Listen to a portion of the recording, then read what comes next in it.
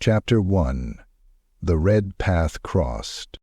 The wind blew hard through Blackstone Valley, carrying the scent of rot and old iron. It was the kind of place the map-makers left blank, too narrow for armies, too haunted for trade, and cursed enough that the sun seemed to think twice before rising. Charred pines clawed at the sky like broken fingers. Bones crunched beneath boot and hoof alike. And far below the crags, where the mists gathered thickest, something screamed. Not prey, something dying. Grogmaw paused. His cleaver, a crude slab of rusted metal bound in ogre leather and cracked stone, hung low by his side. Each breath steamed in the cold. He stood tall, even hunched forward, his bulk swallowed whole trees in shadow.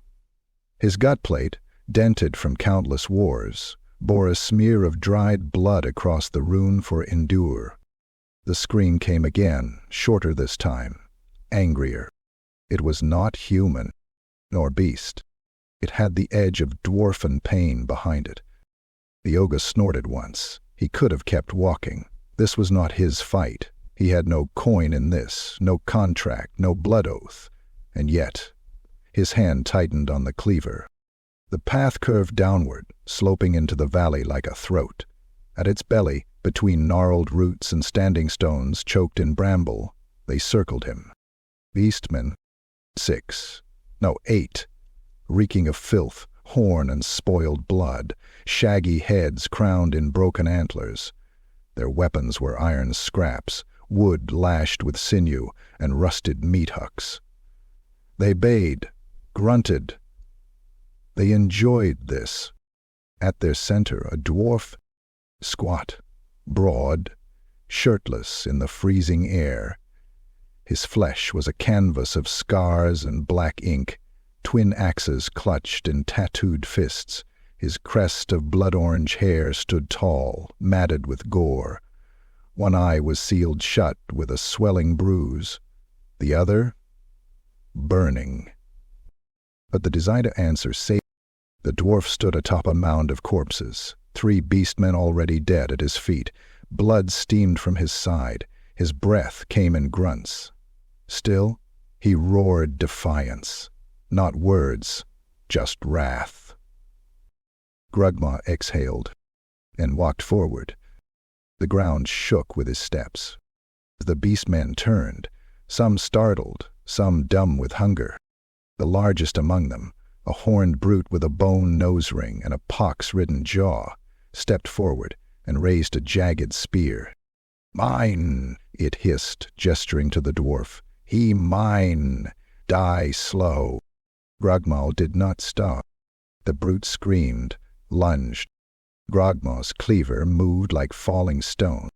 The beastman's head came clean off, not from the neck, but diagonally, cut through jaw, teeth, and skull. It tumbled end over end, eyes still blinking, and landed near the slayer's boot. The other beastmen shrieked in fury. And Grogmaw answered, moved with the weight of an avalanche. One beastman stabbed. A spear point sank an inch into Grogmaw's shoulder. The ogre grabbed him by the spine and swung him like a hammer into his kin. Bones snapped. Screams became wet gurgles. Another tried to flank him. Grogmaw kicked. The beastman's ribcage imploded, crumpling like parchment under a boot. He flew backward, hit a tree, and didn't rise. By now the slayer had regained breath. One beastman charged him, only to take an axe to the groin and a second to the throat. The dwarf roared again, a wordless challenge that shook even Grogmaw's ears. The last 2 tried to run. They didn't make it far. One took a thrown axe in the back. The other tripped over a root and had his skull crushed under Grogmaw's descending foot. It popped like a melon. The valley went still. The snow began to fall. Steam rose from the gore. The slayer wiped blood from his eye. His chest heaved. He looked up at the ogre with something between disgust and gratitude, but said nothing. Grogmaw cleaned his cleaver on a dead beastman's cloak. Still they said nothing. The dwarf spat, then turned and began walking northward through the trees. Grogmaw stood a moment longer, then followed. 2 silhouettes vanished into the mist. No banners, no names, only the blood they left behind. Chapter 2. The Grudge That Breathes. The fire crackled, like bones in a furnace. They'd made camp beneath a half-collapsed bridge, the kind built by dwarfs in better centuries, massive stonework now strangled by vines and time. Snow drifted through the archways, catching in the grooves of faded runes. Nearby, a shallow stream gurgled over stones, as if whispering secrets it had carried since Karak times. Grogmaw sat hunched by the fire, sharpening his cleaver with slow, deliberate strokes. The whetstone rasped like flint on bone. Each scrape echoed under the bridge like a warning. Thrain sat opposite, nursing a cracked rib with a flask of something that stank like torched mushrooms and rotten apples. Wildfire brew. It hissed as it hit his tongue, and his beard caught a stray spark. He didn't flinch. "You ever tried daemon, ogre?" The voice was gravel dragged through broken teeth. Grogmaw didn't respond. He rarely did. Thrain snorted and spat blood into the flames. It hissed. "I have. 47 times by my last count." He lifted his flask again, then wiped his mouth with a soot-blackened hand. Beastmen, trolls, greenskins, a banshee, even once a cannonball. Still here, still breathin', still waking up angry. Grogmaw looked up. Just once. Just briefly. A flicker of interest in the fire's glow. Thrain stared into the blaze, eyes red-rimmed, not from drink, but memory. "I took the Slayer's oath at the feet of a ruined ancestor stone, you know. My kin, Clan Baradrak, gone, burnt out by black powder and betrayal. I fled, too slow, too soft. A coward, they said." He ran a finger along one of the dozens of scars carved into his chest, each a notch, each a ghost. Told myself I'd find death 'neath an orc's axe or a wyrm's teeth. Something worthy, something clean. He paused. The wind howled outside the bridge. Snow fell harder. "Problem is," he laughed without humor, "death's a stingy bitch, and I keep winning." He took another drink. Grogmaw said nothing. Instead he reached down, unhooked the old scrap of metal hanging from his belt, a warped tag, scorched and barely readable. The dwarf peered at it. "Slaver brand?" Thrain asked. Grogmaw nodded once. The dwarf leaned forward. "You carry it still?" The ogre ran a thumb over the melted lettering. There was a groove in his thumb from doing it too many times. Grogmaw finally spoke. A voice like falling stones. Low. Measured. "Because I didn't die there." Thrain stared, then barked out a broken laugh. "Aye, that's it, innit? The real wound. Not dying when you should've, just carrying it. Again. And again." He stood, wincing, walked to the edge of the firelight. The snow outside was knee-deep for a dwarf. Higher soon. He spoke into the night. "You know, most think a grudge is a book, a stone-carved name, but they're wrong." He turned. "It's a breath. A thing that lives in you. It grows teeth, burrows. And no matter how many you kill, it keeps breathin', even when your kin forget, or your gods stop listening." Grogmaw nodded. He didn't understand all the words, but he understood what they meant. He looked at Thrain, then at the flames, then down at his cleaver. It gleamed in the firelight, just for a moment. His scarred reflection, a shard of memory. He didn't want redemption. Didn't think he deserved it, but he understood the curse of not dying when you were supposed to. They didn't toast, didn't shake hands. didn't swear brotherhood. They simply sat, in silence, under stone built by dead dwarves warmed by fire that couldn't melt their ghosts. And the grudge kept breathing. Chapter 3. Cairn of Bones. The earth here did not sleep.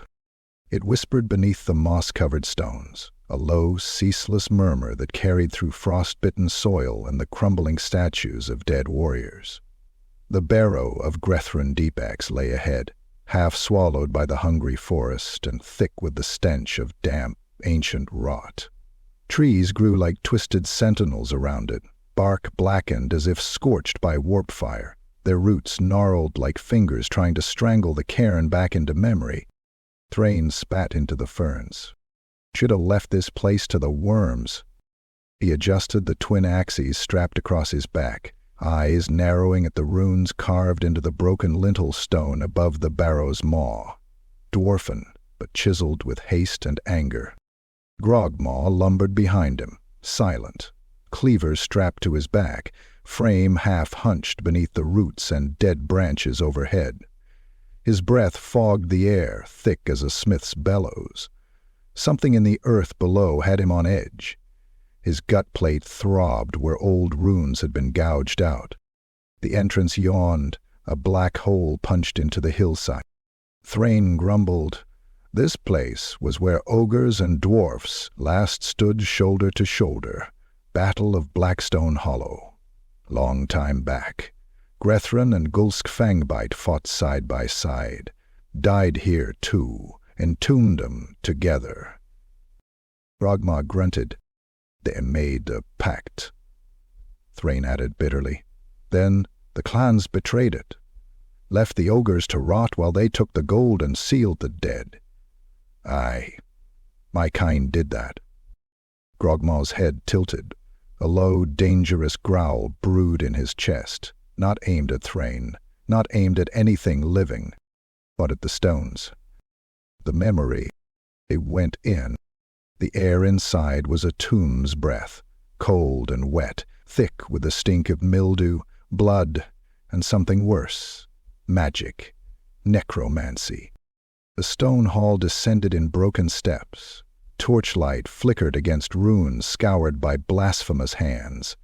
Statues of ogres and dwarfs, once proud, had been defaced, runes cracked, beards chipped, skulls replaced with something else. Longer, wrong-shaped, grinning.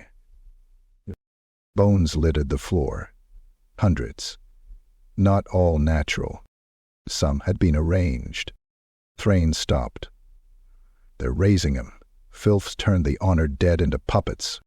A rasping sound, faint at first, grew into a chorus of claws on stone. Then the dead came. From side alcoves and ceiling cracks they poured out, skeletal dwarfs with green fire in their eyes, ogres with flensed muscles still twitching, crude armor still clinging to decayed torsos. Some bore remnants of banners now rotted to black ribbon. One dragged a rusted cleaver that matched Grogmaw's. Thrain didn't hesitate. He met the first with an axe to the face, splitting skull from collarbone. The corpse collapsed into dust. Another lunged from the side. He rolled beneath its claws and hacked the knee out, then buried his axe into its sternum, roaring a name. Byron, son of Galric. Sorry, lad. Grogmaw's entrance was less apologetic. He barreled into a mass of undead ogres with the full weight of his fury. His cleaver came down like a siege slab. One undead split in half, torso severed diagonally, legs still twitching. Another grabbed his arm. He ripped it off at the socket, used it to beat a third. His mouth never opened. But his eyes, they burned with ancient betrayal. Bones shattered. Green fire screamed. One undead dwarf, its helm fused to its skull, crawled for a rune blade. Grogmaw stepped on its head. The skull exploded beneath his heel like fruit under an anvil. They pressed deeper. A necromancer waited in the crypt's heart, hooded, masked in flesh. He raised a staff made of welded jawbones. And the Oathbreakers, or bound in silence?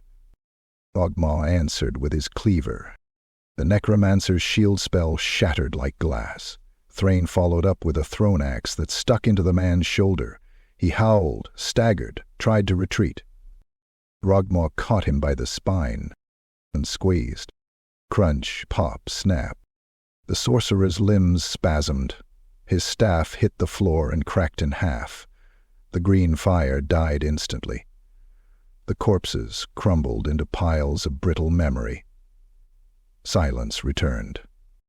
Thrain pulled his axe from the corpse. They always talk too much. They found the burial chamber beneath. 2 thrones, one for Grethrin, one for Gusk, both shattered. One had been pissed on, the other had been gnawed. No treasure, no honor.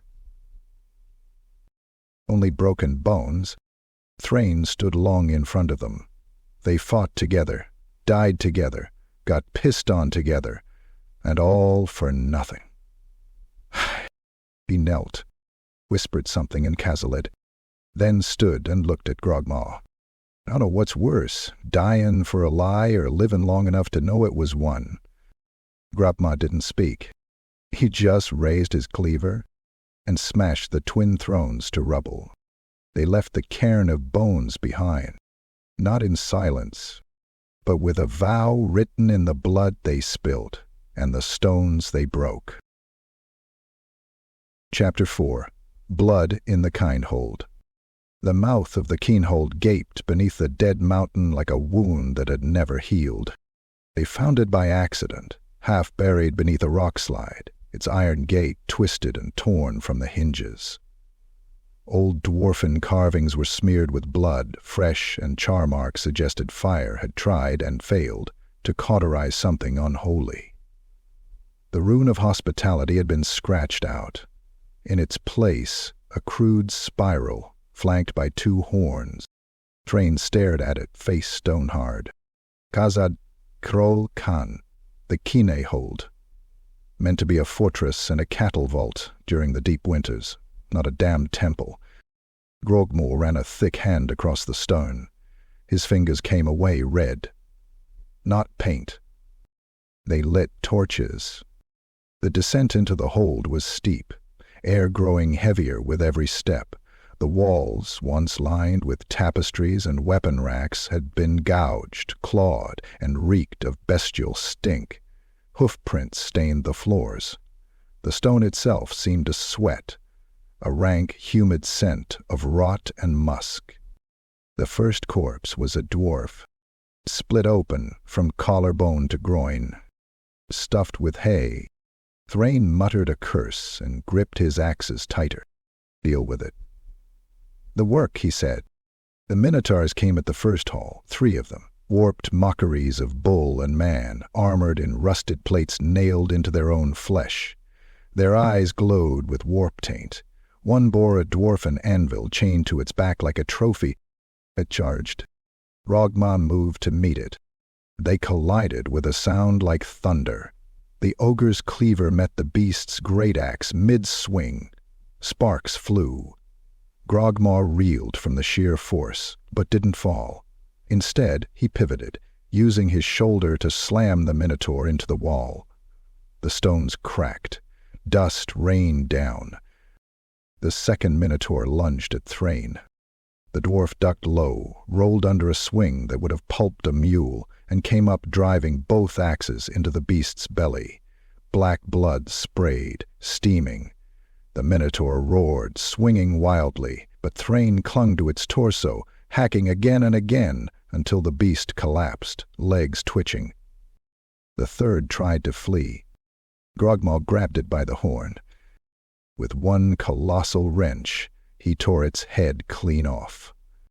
The hallway ran red. The torches flickered. They moved deeper.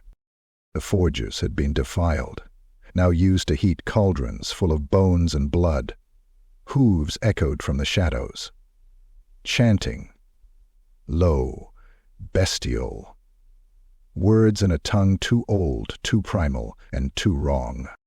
The shaman awaited them in the great hall, towering. Horns spiraled backward. His staff was crowned with dwarf skulls.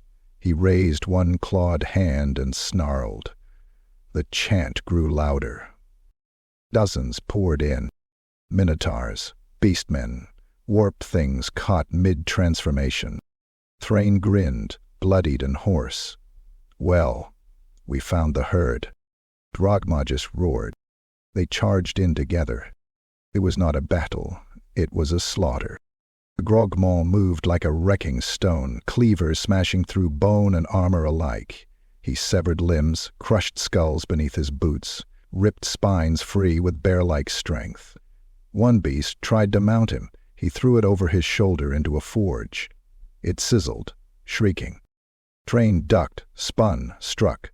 His axes painted arcs of blood in the smoky air. He carved through tendons and knees, opened throats, buried weapons in brains, and tore them free with his boots. At one point, Grogmaw was struck, twice, across the back with a maul the size of a coffin lid. He grunted, turned, caught the wielder mid-swing, and broke its neck with a single punch. The shaman cast spells. Flames licked across the stones. Warp lightning crackled.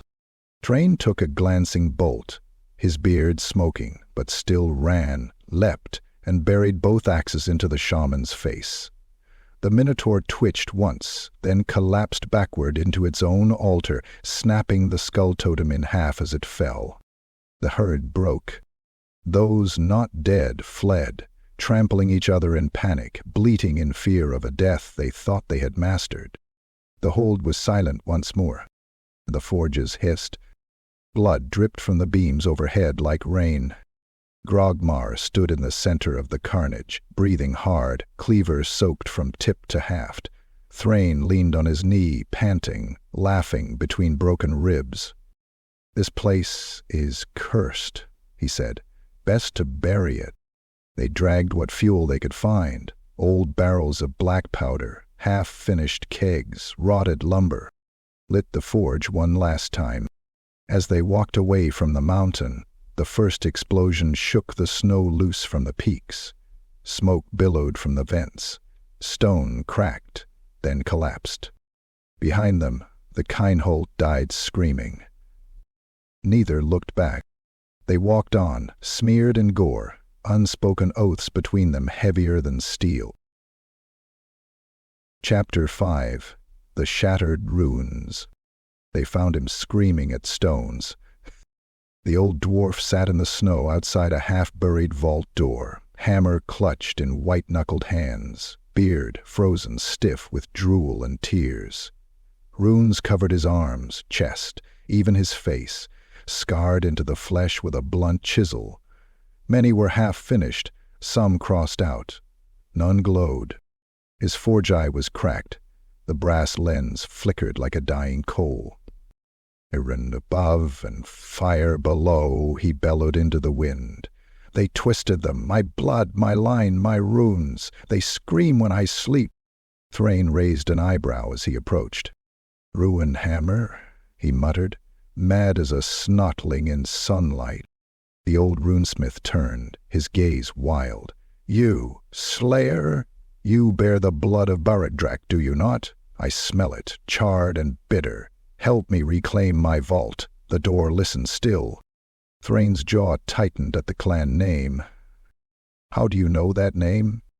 "I wrote it," the smith barked. "I carved it on the anvil stone of Karak Nurembar before the fire took it. I forged the oath ring of Baragadrak, and now...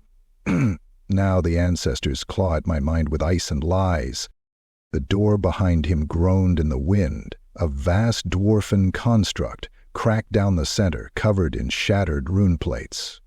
Something pulsed behind it. Wrongness. Like a heartbeat beneath a coffin lid. Grogmaw stepped forward, sniffing the air. His lip curled. Rot. Cold metal. Dust. And something else. Necromancy. They entered. The vault was built like a tomb, walls lined with iron runes, forges dormant, shadows heavy. Old relics lay on shattered plinths, weapons rusted in locked cases. At the heart stood a grand rune altar, now split in two, its power guttered like a snuffed flame. Thrain paused near a broken statue, once a guardian, now missing its head. Then came the whispering. It slithered from the cracks, not voices, but grudges, ancient and hungry. Then they rose, the ancestor spirits. Not ghosts, not quite. Shapes of armor and ash, draped in faded banners, weapons in hand. They shimmered with dull light, and where their eyes should have been, only void. Defilers, one rasped. Oathbreakers. Thrain stepped back, but did not retreat. No, he said. I am the oath. I am the blood you bled for. They charged. Steel met spirit. Grogmaw lunged, cleaver slicing through air and echo alike. One ancestor shade shattered like smoke, but reformed, bones knitting themselves from nothing. Its axe carved deep into Grogmaw's shoulder. He roared, not in pain, but rage. Thrain danced between them. His axes, etched with runes of flame, flashed like dying stars in the gloom. He struck one spirit clean across the chest, and its armor screamed, echoing a death from centuries past. They remember every blow, he shouted. You have to break the grudge, not the ghost. But Grogmaw knew no such subtlety. He grabbed one by the helm, slammed it into the altar, and crushed it beneath his cleaver until it melted into slag. More came. Dozens. From vault doors, behind forges, out of murals, clawing their way into the world to defend a place long since betrayed. Then the old smith entered. He limped to the center of the vault, blood leaking from his rune scars, and fell to his knees. I see you now, father. Uncle. Brother. You blame me. I carved your names with shaking hands, and now you curse me. He raised his runed hammer and smashed it against his own chest. The room howled. Every spirit froze, then turned to him. He screamed as the runes lit across his flesh, finally whole. Glowing like brands in fire, the vault cracked. The spirits shrieked. Then the smith exploded in a burst of white flame. Ash rained. One by one, the ancestor spirits faded. Not destroyed, dismissed. The oath fulfilled. The vault reclaimed. Grogmaw wiped blood from his brow. Thrain stood over the smith's body, charred, broken, smiling. He died the only way he knew how, Thrain muttered, speaking the one language the ancestors still remember. He looked to Grogmaw. Grudges. They buried him by the shattered altar, beneath a slab carved with a single word in Kazalid. Remade. Then they left, not with gold, not with glory, but with silence, and the weight of unspoken names. Chapter 6. Hammer and maw. Chains bit into wrists too wide for their make. Grogmaw knelt in the sand, blood dripping from his split lip, breath thick through shattered ribs. His cleaver was gone, stripped from him when the nets fell, and now his massive arms were bound by barbed chains that cut deeper every time he moved. Iron rings had been hammered through his flesh, shoulders, thighs, gut plate, like an animal meant for show. Across from him, Thrain slumped against the stone wall of their cell, eyes swollen shut, beard matted with dried spit and blood. His axes were taken, replaced by rusted scraps, tossed at their feet by laughing shadows. Never thought I'd die in a cage, Thrain muttered, voice like gravel over stone. Figured fire, maybe a worm, not in a pit for pointy-eared bastards to bet coin on. Grogmaw didn't speak. He sat motionless, staring at the barred gate, listening. Screams echoed above, sharp, quick, not of battle but of slaughter. Somewhere a horn blew, shrill, lilting, cruel. Then came the voice. Female, cold, dripping with amusement. Bring them up. the beast and the oath-breaker. The floor rumbled. Their gate screeched open. Two executioners stepped in, dark elves clad in bone plate and black veils. One struck Grogmaw across the jaw with a spear haft. The ogre barely flinched. The other jabbed a hooked rod into Thrain's side, drawing a hiss, but no cry.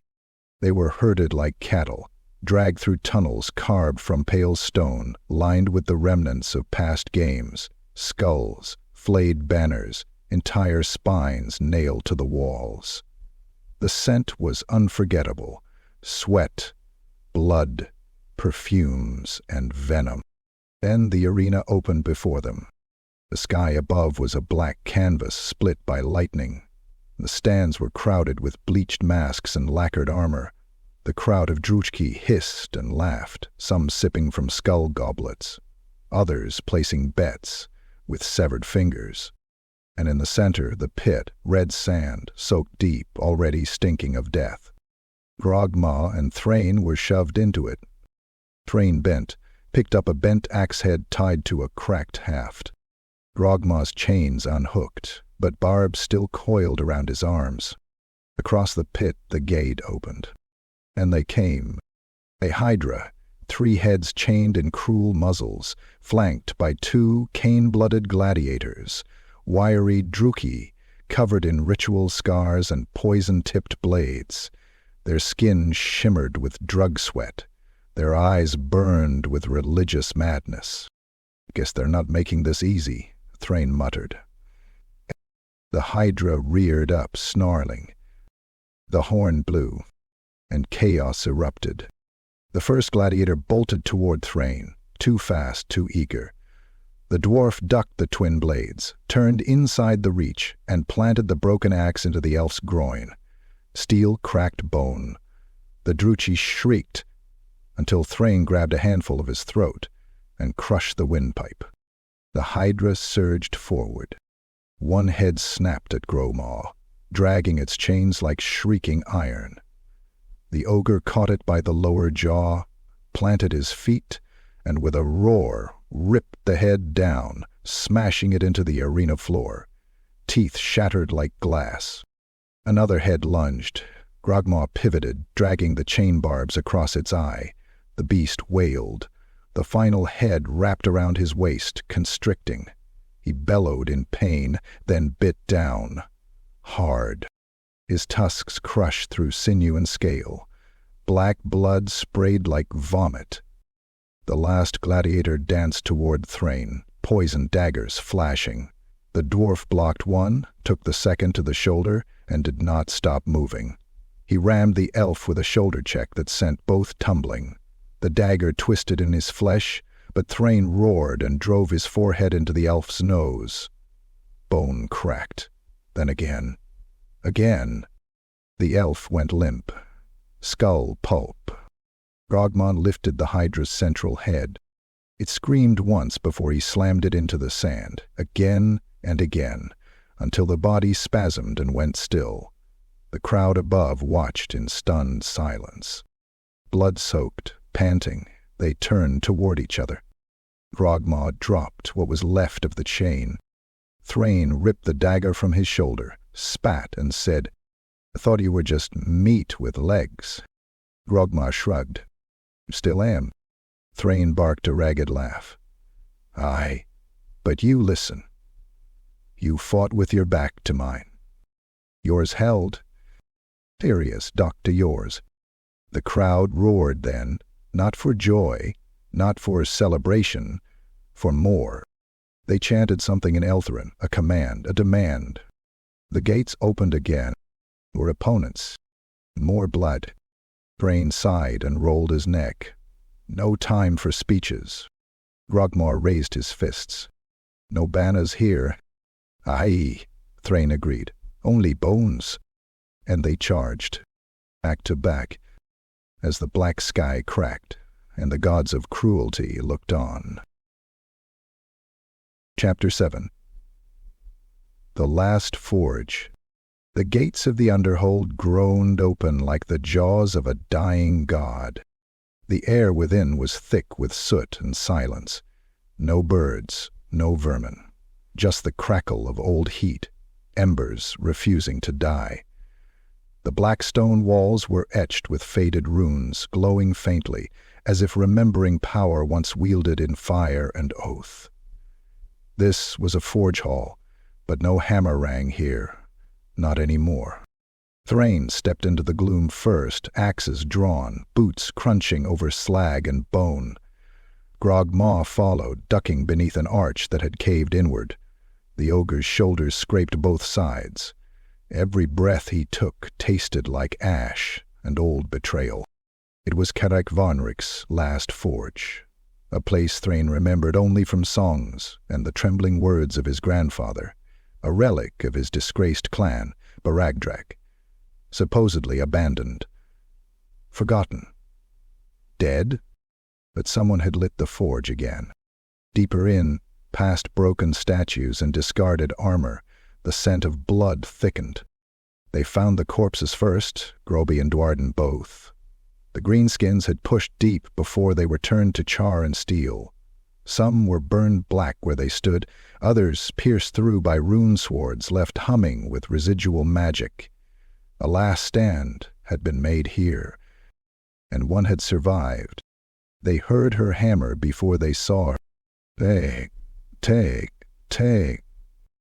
Each strike echoed like a drumbeat through the earth. Grogmaw paused, nostrils flaring. Thrain gripped his axe tighter. She stood at the anvil like a ghost made flesh, draped in soot-stained robes, hair braided with shards of runestone, one eye sealed with gold wire. Her remaining eye burned like the forge behind her. A runic stave leaned against the anvil, taller than she was. She didn't look up as they approached. "Kara," Thrain said, voice lower than usual. At the sound of her name, the hammer paused. Then she turned. "Thrain, son of Drogon, I thought you were dead." The words were not mourning. They were accusation. Thrain winced, but didn't look away. "Aye. So did I." Grogmaw said nothing. He watched the two like a mountain, waiting for lightning. Kara stepped around the anvil, staff now in hand, runes pulsing faintly with gold and red. "You left the oath. You vanished after the fall of Nirnbar. Your name was struck from the records." "I didn't run," Thrain muttered. "I buried 20 brothers in a single night. My hammer broke. My oath didn't." Kara narrowed her eye, then looked to Grogmaw. "And this?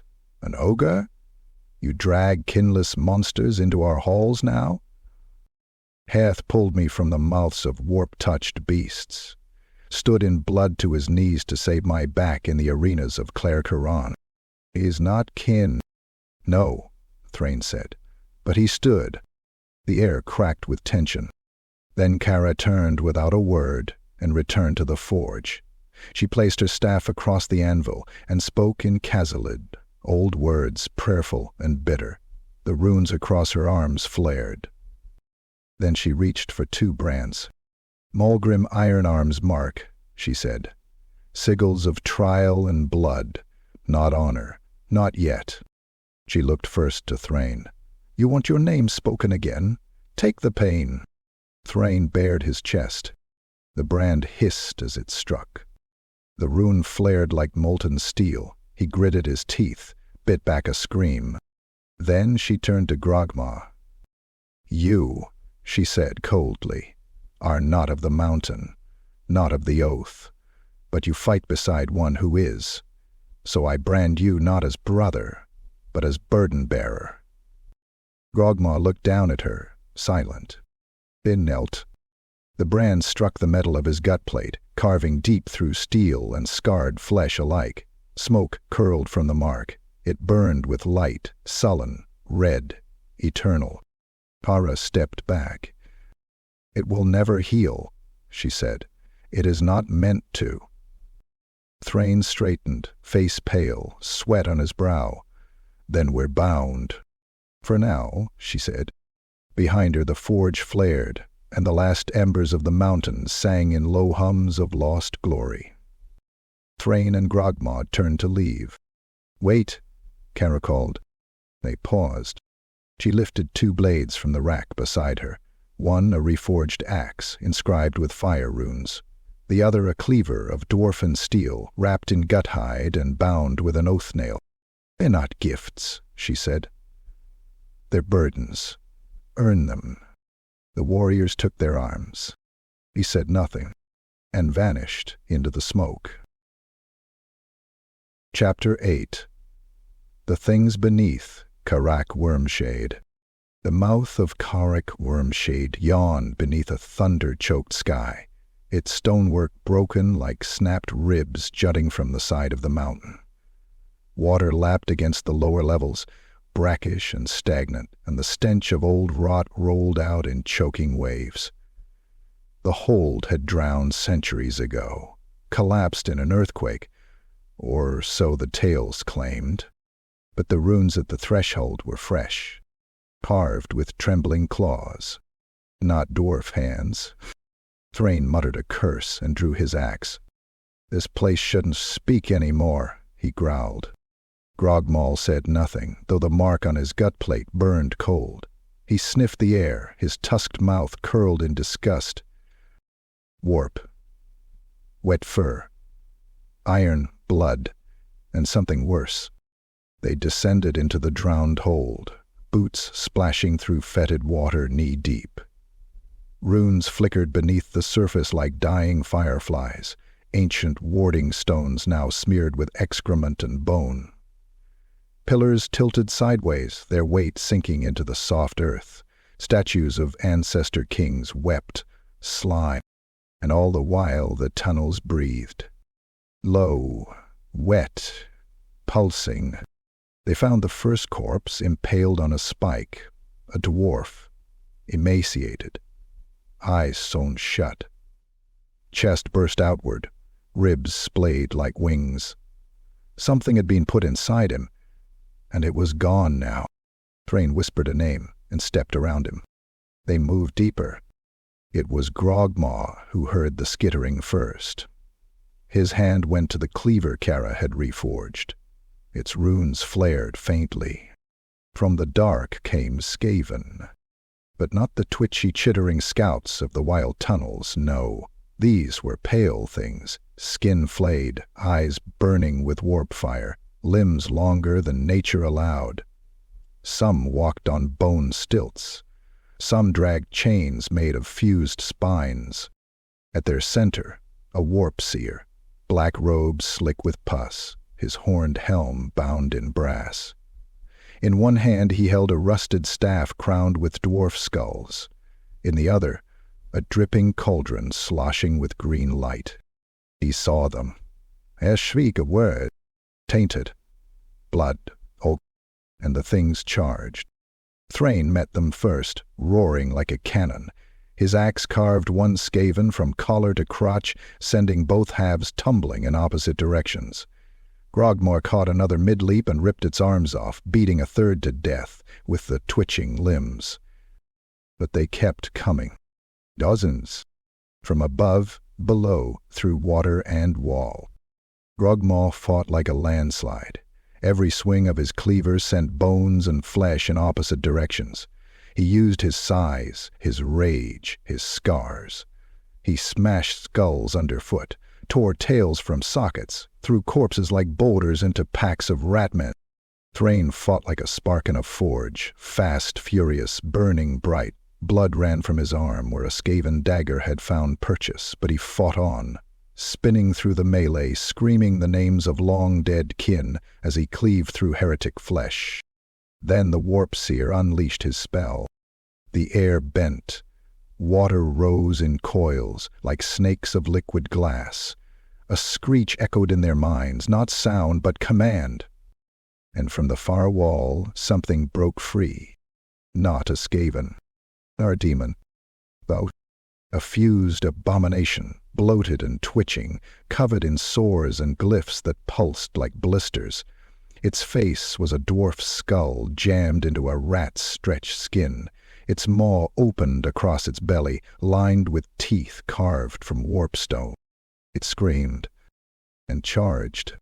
Grogmaw met it full on. The clash cracked the stones. He drove his cleaver into its shoulder, but it grabbed him with 3 arms, slammed him against the wall, and bit into his neck. Thrain roared and leapt, sinking his axe into the abomination's spine. Warp blood sprayed like acid, searing his face. He cried out as it burned through beard and skin, but didn't stop. He ripped his axe free and struck again. And again. And again, until it stopped moving. The warp seer tried to flee. Grogmaw, coughing blood, hurled a chunk of stone through the air. It struck the rat man mid-scurry, crushed its spine, and pinned it to the wall like a trophy. The silence returned, but not peace. Thrain fell to one knee, shaking. His arm was black, veins bulging, skin cracking, a low, wet hiss coming from inside the wound. Grogmaw loomed over him, uncertain. Thrain looked up. Warp taint. It would kill him. Or worse, change him. His mouth opened. No words came. Just the hiss. Grogmaw knelt and lifted him, carefully, without a word. Behind them, the cauldron still glowed. They didn't touch it. They left the Holden fire in ruin, collapsing the entrance with bombs stolen from the Skaven's own stockpile. As they climbed into the dying light, Thrain whispered hoarse, "I feel it in my blood." Grogman did not answer. He just kept walking, one hand on his cleaver, the other beneath Thrain's shoulder. The forge mark on his gut plate glowed dim and cold. Chapter 9. Salt and Madness. The waves off Volk's Deep didn't whisper, they screamed. Foam slapped against the jagged iron wharfs like a madman beating a war drum. The air stank of rust, salt, and something fouler, brine mixed with blood and decay. Gull cries pierced the sky, but they circled dead, eyes silent, their wings missing feathers, their beaks worn to bone. The town was wrong.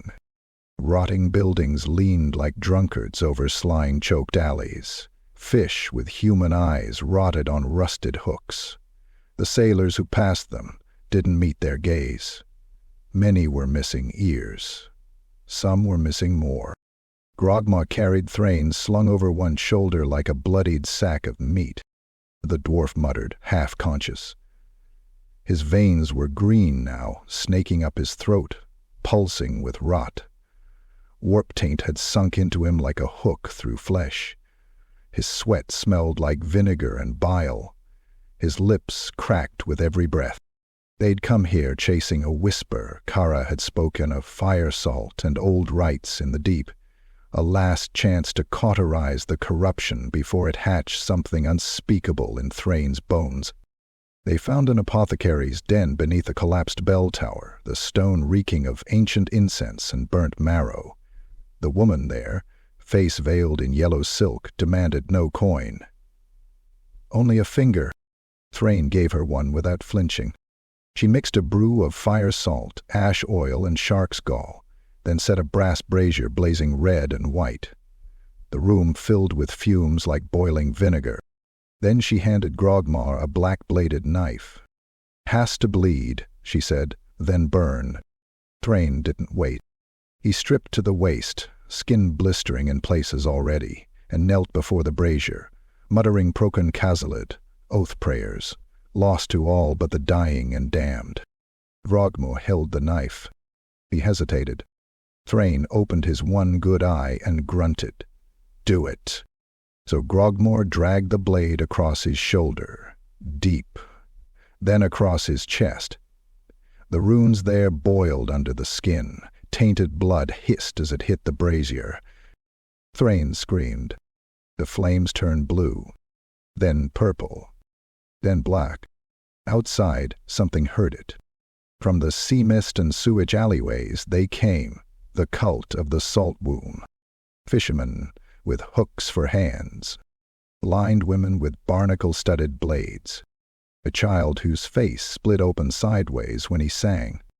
They carried icons of rot and salt, banners woven from skin and seaweed, mouths stitched shut but humming with ancient dread. Grogmaw met them at the door. The first fell to a cleaver strike that cut him in half from groin to jaw, spraying ichor across the stones. The second stabbed Grogmaw in the side. His reward was being picked up by the head and slammed into the brazier, setting the apothecary's chamber alight in holy, screaming fire. Still they came. 3, then 5, then 10. Grogmaw fought like a goddamn earthquake. He broke arms with his fists, smashed skulls against the doorframe, and drove his cleaver into a cultist's gut so hard it cleaved through the spine and into the floor. Blood sprayed in arcs. A headless body stumbled into a wall, twitching. Inside, Thrain writhed in the fire now, engulfed in the ritual flames. His skin bubbled, his beard caught. He screamed like steel in a forge, the warp taint boiling out of him like steam from a dying god. A blade slid between Grogmaw's ribs. He turned, grabbed the cultist's face, and bit into it, tearing away cheek, tongue, and part of the throat in a single crunch. A silence followed, broken only by the hissing of warp-tainted blood burning away in the fire.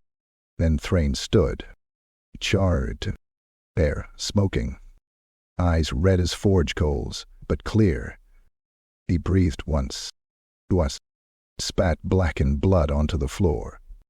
"Still ugly," he rasped, voice hoarse. Groggle turned, bleeding heavily, cleaver dragging behind him. Still breathing. Thrain nodded. They left Volk's Deep without another word. Behind them the den burned, and something deep beneath the waves let out a sound that wasn't quite a cry. It was the sound of being denied. Chapter 10. No Death, No Rest. They left Volk's Deep in silence, walking east into the desolation. Salt clung to their skin like curses, and the scent of burnt flesh followed them like a shadow. Thrain's boots left blood in their wake. Blisters cracked open across his soles from where the ritual flame had licked his bones. Each breath he drew rasped like embers pulled through wet ash. He hadn't spoken since the fire. Grogmaw didn't ask. He simply walked ahead, each step a slow thunder through the dead hills, cleaver resting across his shoulders like a yoke. The ogre bled still, where rusted blades had kissed his ribs, where fangs had torn. But he neither limped nor winced. His body healed. Slowly, like stone, not flesh. The land they walked was bitter and gray. No trees, just wind-cut rock and old battlefields swallowed by time.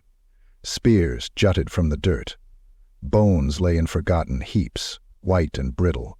A place of graves, but no markers. No names. Thrain finally spoke. His voice was hollow. "I felt it, you know," he said. "The rock inside me. It wasn't just in the blood. It had a will." Grogmaw kept walking. Thrain coughed, thick and dry.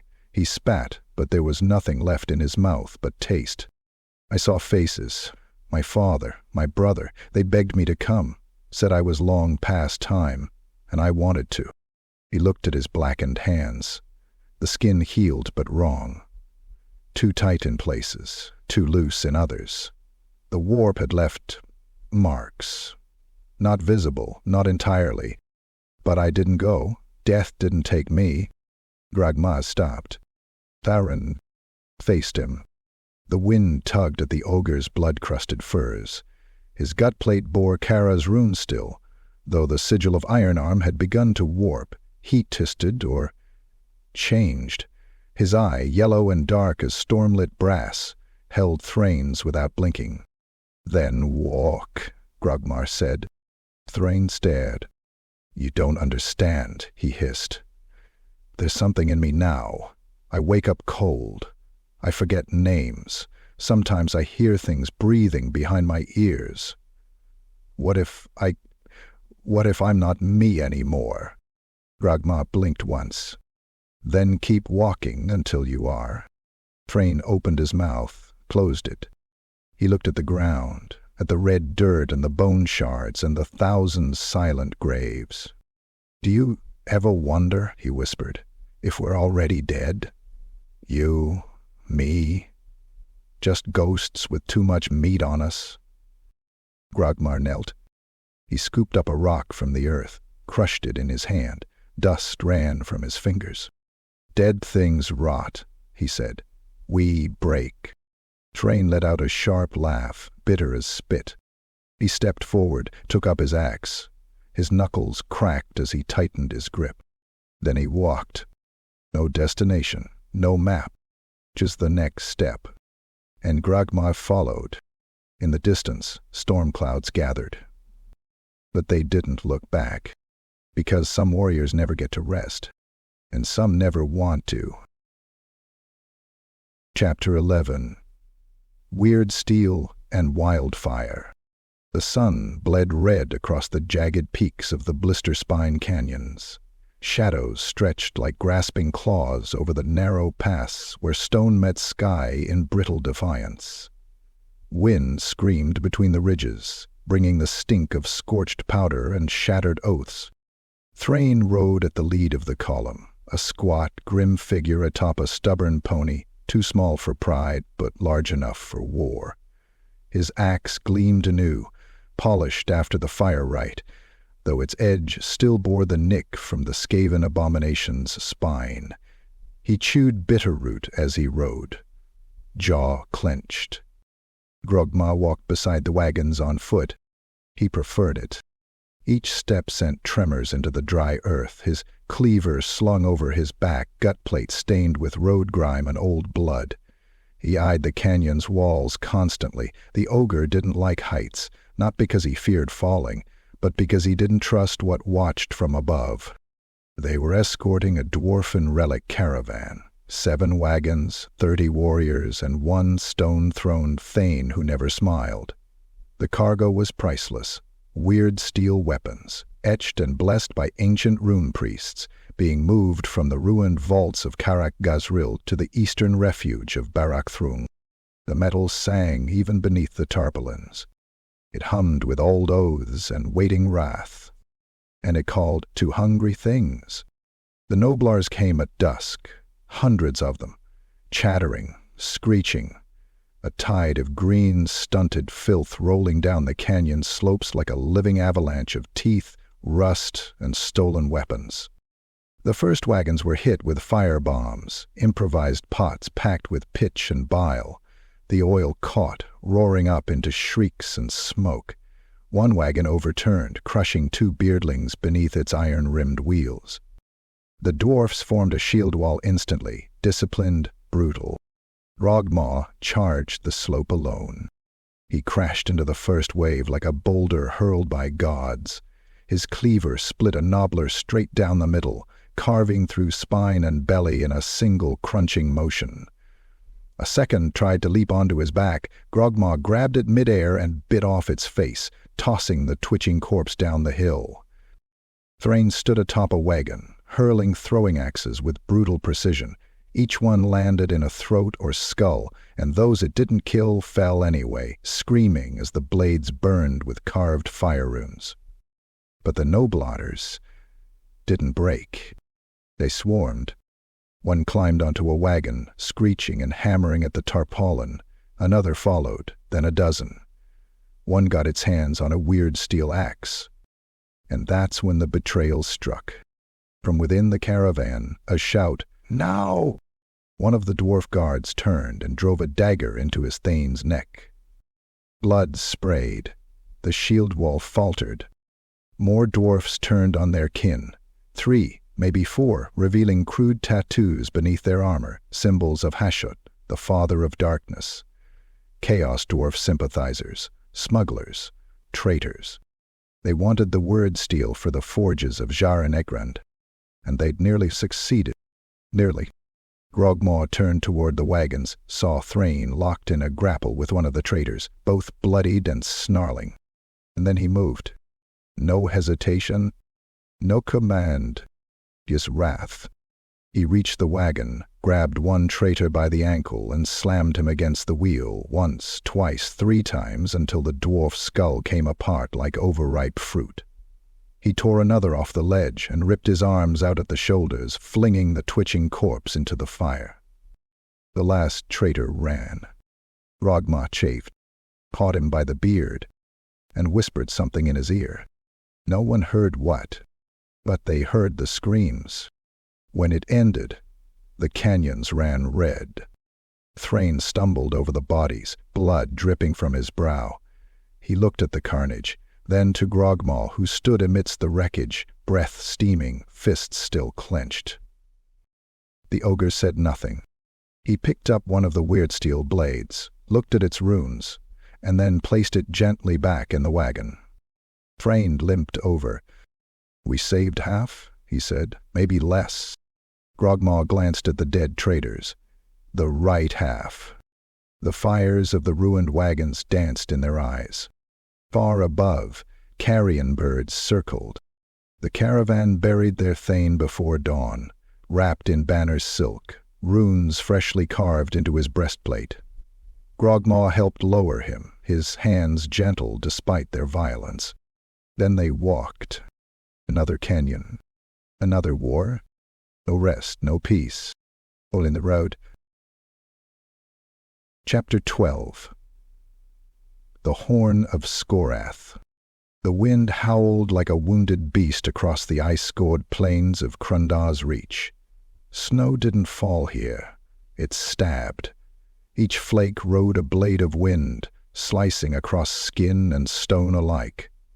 Beneath boot and bare foot, the permafrost cracked like old bone. Frostfire danced on the horizon, green and blue like the eyes of dying gods. And atop the black hill crowned by ancient spears, the horn of Skorath blared. It was not a sound made for mortal ears. It rose like a dirge soaked in blood and madness, echoing from rusted horns carved from leviathan bone and capped in iron teeth. It carried through storm and stone, turning marrow to sludge and thoughts to screams. Thrain spat onto the frozen earth. Chaos bastards. Grogmaw said nothing.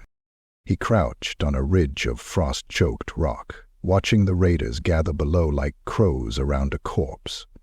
Dozens of them, Norskins clad in seal hide and chainmail, of flayed faces, some marked by the gods, some marked by madness. Shields painted in blood, axes heavy with kill. At their center stood him, the shaman, tall, reed-thin, cloaked in stitched flesh that fluttered in the storm. Antlers crowned his head, not tied, not worn, but grown. His mouth never closed, lips peeled back in permanent grin, teeth filed into spears. And his eyes, they burned with recognition. Grogmaw straightened slowly, like a mountain deciding to move. Thrain glanced at him. "You know him?" The ogre nodded once.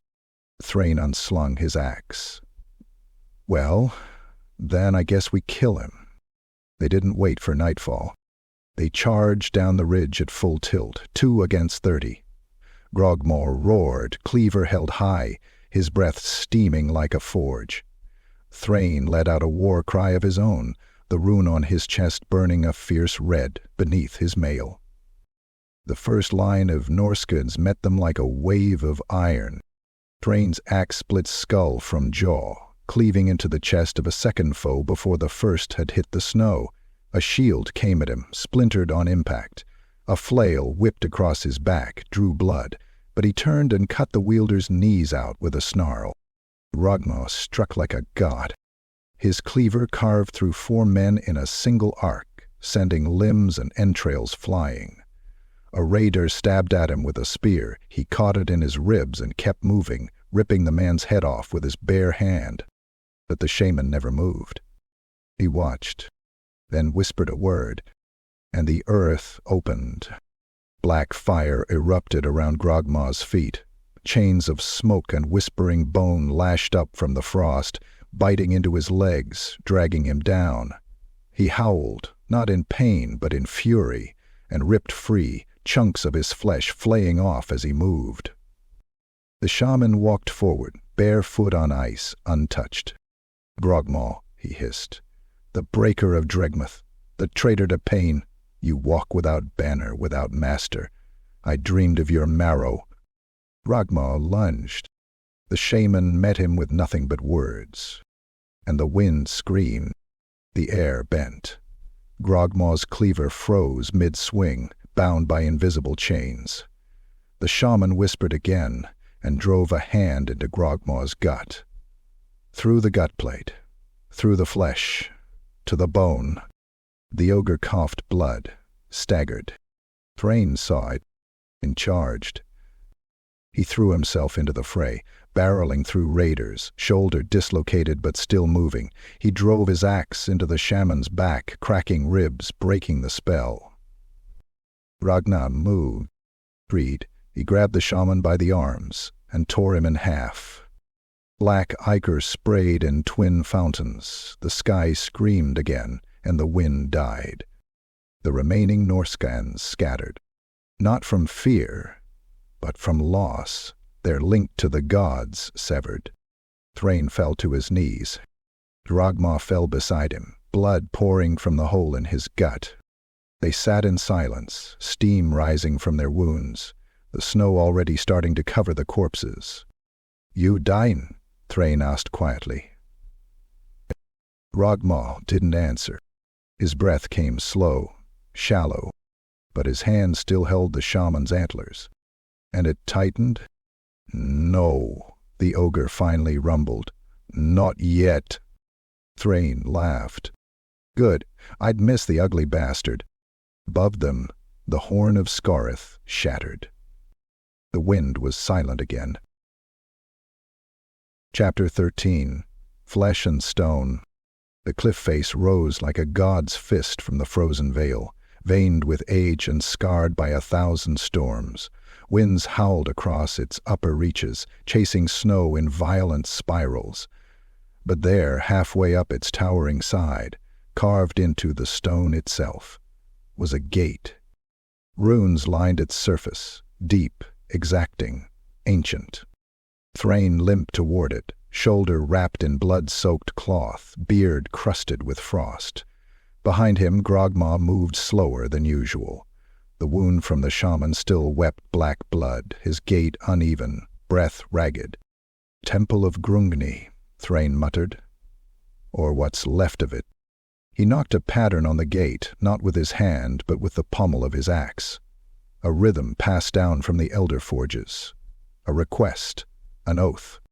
The gate groaned open, not inward but upward, stone grinding against stone, showering them with dust and age. They entered the mountain's throat. Inside, the world changed. Warmth, dry and old, like forge breath. The walls pulsed faintly with rune light, blue and amber veins that led deeper into the mountain's heart.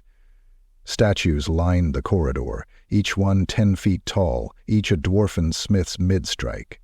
Their beards sculpted like fire, their eyes hollow. Grogmaw paused at one. It looked back. They came to a chamber. Round, quiet. At its center stood a forge long dead, embers buried beneath layers of ash and time. Behind it, hewn from the cliff wall, sat a statue of Grungni himself, colossal, solemn, arms folded over a hammer that would shame a thunder god. But this statue breathed. Stone eyelids opened. Gears turned within its chest. Slow, grinding, ancient. "Who comes," it spoke, voice of avalanche and anvil, "to the hall of becoming?" Thrain knelt. Thrain, son of Drogon. Forged in shame. Burned in fire. I seek healing. The eyes turned. "And you?" it said to Grogmaw. The ogre remained standing. He met the statue's gaze. "I walk," he said. The forge flared. "And ghost of heat, then you may enter." The floor split beneath them. Not open, not falling, but shifting. as if the stone itself obeyed the voice of the God-for-God judge. They sank, not through space, but through meaning, until they stood apart from each other. Alone. Thrain in a chamber of steel and fire. Grogmaw in a chamber of mirrors and bones. Thrain's trial. He stood naked before the forge. Tools hung in the air, waiting. Rings of runes floated like eyes, each one burning the word Grudge.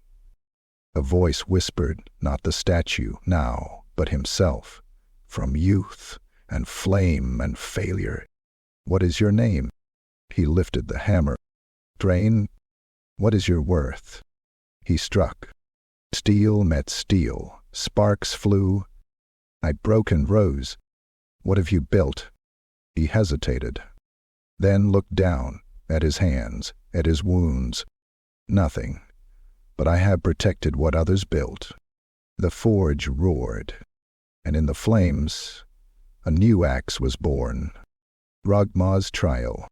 He stood among statues of himself, each one grotesque, with 1,000 arms, one-eating children, full with dwarf skin stretched over his gut plate. They stared at him with hollow eyes. One stepped forward. "You think you're different?" it hissed. "You think because you choose not to kill, you're not like us." It slashed at him with a shadow cleaver.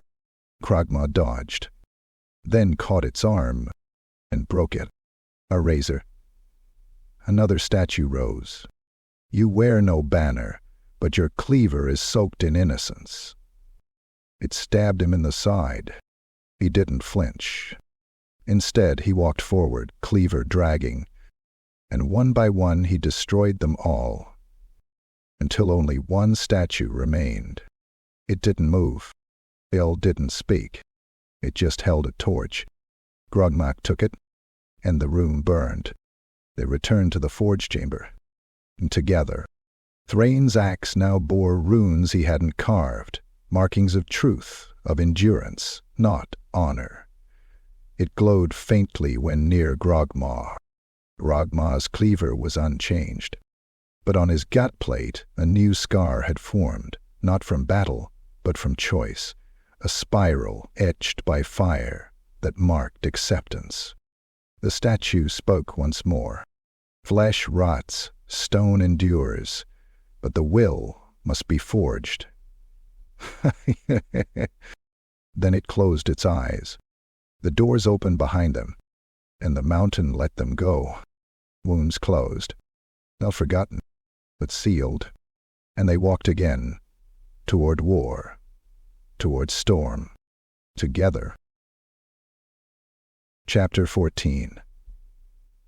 The Oath Reforged. Snow fell thick as wet ash, blanketing the ruins of Karak, a deadhold long since swallowed by war, betrayal, and silence. The walls were broken, runes scored through with blade and claw. Towering pillars, once carved with tales of glory, now lay shattered across the stone courtyard like the limbs of giants. Moss grew where banners once hung, bones rested where kings once sat, and beneath the shattered shrine of Morgrim Ironarm, something waited. Thrain stood among the ruins, eyes sunken, jaw clenched tight. His breath steamed in the cold, each exhale a ghost. He wore his axe across his back now, not out of comfort, but reverence. This place demanded silence. Grogmaw stood behind him, arms folded, cleaver dark with soot and dried blood. He said nothing, just watched. At the foot of a collapsed anvil, a slab blackened with soot and stained with old blood, Thrain knelt. He reached beneath a half-toppled statue, shoved aside rubble, and pulled something free from the earth. It was half a hammer, broken cleanly at the haft. The head still gleamed with forge runes, though pitted and cracked from age. It was heavy with memory, heavier with meaning. Dwarfen craftsmanship never dies. It simply waits. Thrain's hands trembled as he held it. "This was my father's," he whispered, "and his before him, lost in the last siege. I thought it'd gone to the Skaven's pit." He ran a thumb over the cracked rune of oath. It shimmered faintly, as if remembering its name. "I was meant to wield it, to die with it." Grogmaw stepped forward, massive frame casting a long shadow across the shrine. "But you didn't." Thrain nodded. I didn't. I ran. I failed." The ogre grunted. "And now?" The dwarf stared into the fractured steel, saw his reflection. A stranger. A survivor. A warrior too stubborn to die and too tired to rage. "I'll reforge it," Thrain said, "not as a slayer's hammer, not to chase death." He looked up, eyes burning, but to build something again, to leave a mark that isn't blood or shame. Grogmaw let out a slow breath. Snow settled across his broad shoulders, unmoving. "Good lie," he said. Thrain blinked. Grogmaw stepped closer, kneeling down beside him, one giant hand resting beside the broken hammer. "Legacy," he rumbled. "Oath. Meaning. It's all a lie, but it's a good one." Thrain studied him for a long moment. Then he chuckled, low and bitter. "Aye, better than dying for nothing." Together they carried the broken weapon deeper into the ruins, to where the old forge still smoldered, dim coals hidden beneath the ash. With Grogmaw's breath and Thrain's spark stone, they coaxed flame into reluctant life. The heat grew.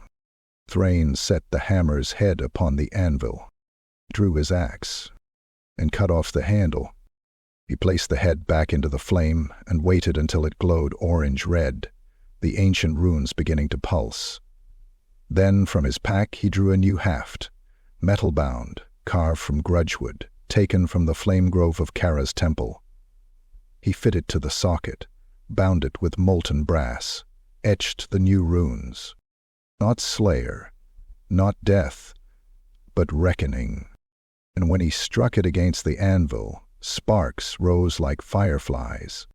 The mountains trembled, softly. Later, they emerged from the ruins, snow rising around them. Thrain carried the hammer now, strapped to his back, its new rune gleaming like a fresh scar. Grogmaw looked at it once, then forward again. "He's still walking?" Thrain smirked. "Until the lie becomes true." And together, they left the grave behind. Chapter 15. The Black Grays. The trees here didn't grow, they twisted. Their bark split and wept sap the color of old blood. Branches curled like claws, their leaves blackened, brittle, whispering curses in a tongue older than rot. Beneath them, the ground pulsed with wrongness, soil clotted with bone, grass that crackled when stepped on, and the stench of sweat, iron, and fear, ancient, buried deep.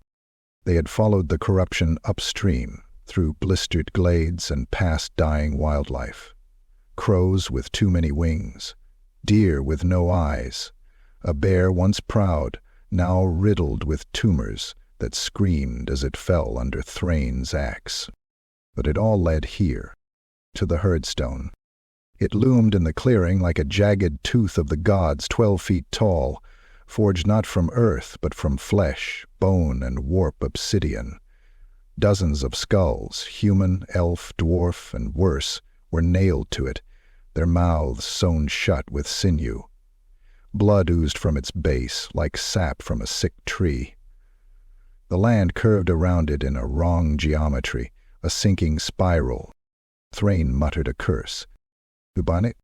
Grogmaw didn't answer. He was staring at the base of the stone. There, carved deep into its surface, was a sigil. Not of Tzeentch or Khorne, not Nurgle's rot. It was Malseg, the old tongue, ogre script crudely drawn in blood.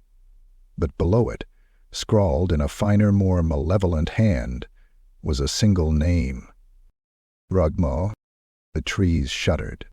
Something howled beyond the tree line, high-pitched, ecstatic.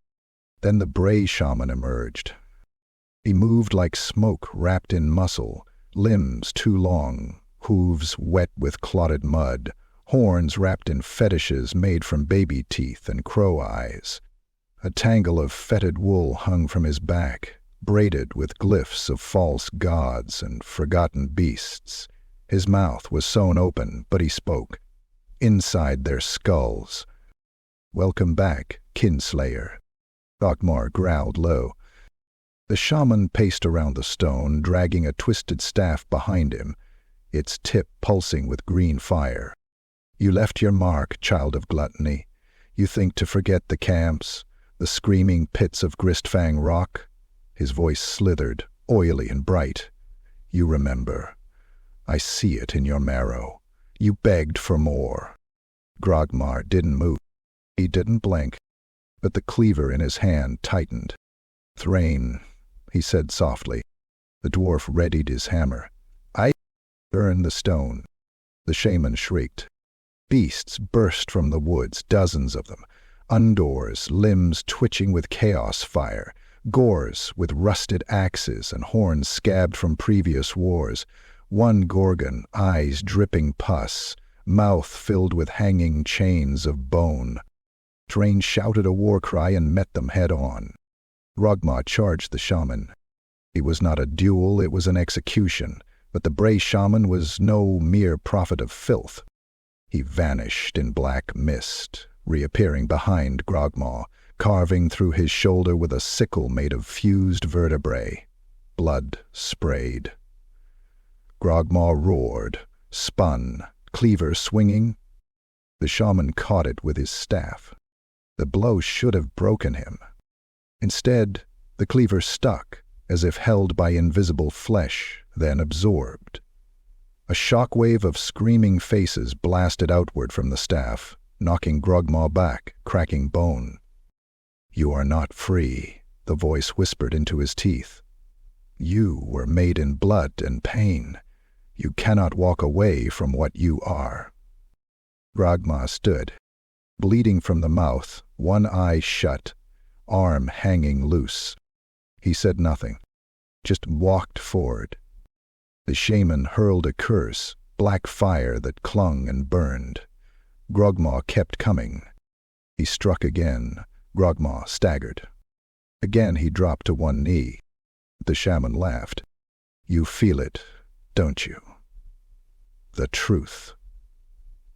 You are the Maw's disappointment, the one that walked. You think the world will let you forget." Crack. Grogmaw's head slammed forward, headbutting the shaman square in the jaw. Bone shattered, teeth burst from the shaman's skull like corn from fire.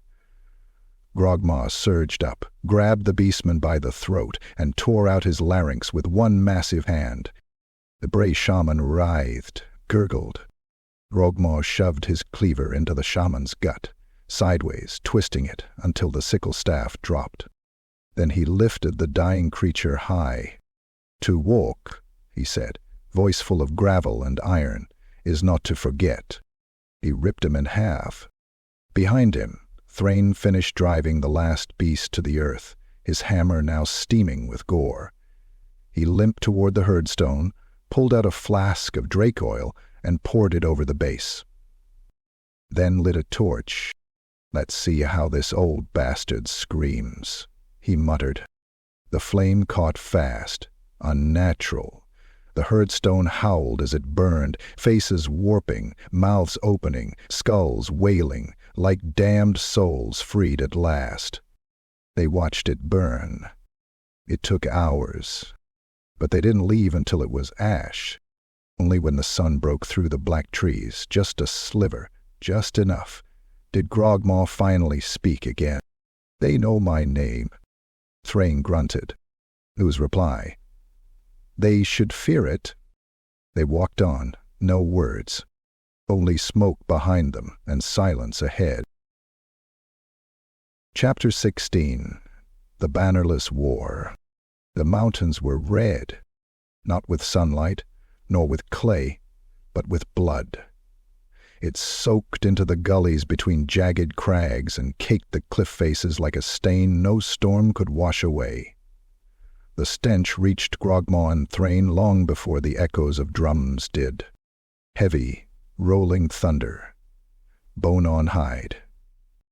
They crested the ridge at dusk and looked down into a broken basin ringed by shattered stones and jagged effigies, hulking totems shaped from butchered mammoths and twisted trees, adorned with entrails that had long since blackened and dried. Fires burned in iron braziers the size of wagons. Noblars ran like lice between them, barking and screeching. And in the center, an ogre tribe. Dozens of them, bigger than most, scarred and pale, their bellies gaunt, yet their eyes gleamed with wild hunger. Their gut plates had been discarded, replaced with spiked cages filled with burning coals, iron spikes driven inward to punish starvation. They knelt in a circle around a pit of flesh, from which rose a smell like butchered gods. Atop a throne of ribcage and bronze sat their tyrant. He was massive, even by ogre reckoning. His skin was corpse-white, stretched thin across a torso that pulsed with veins like roots in mud.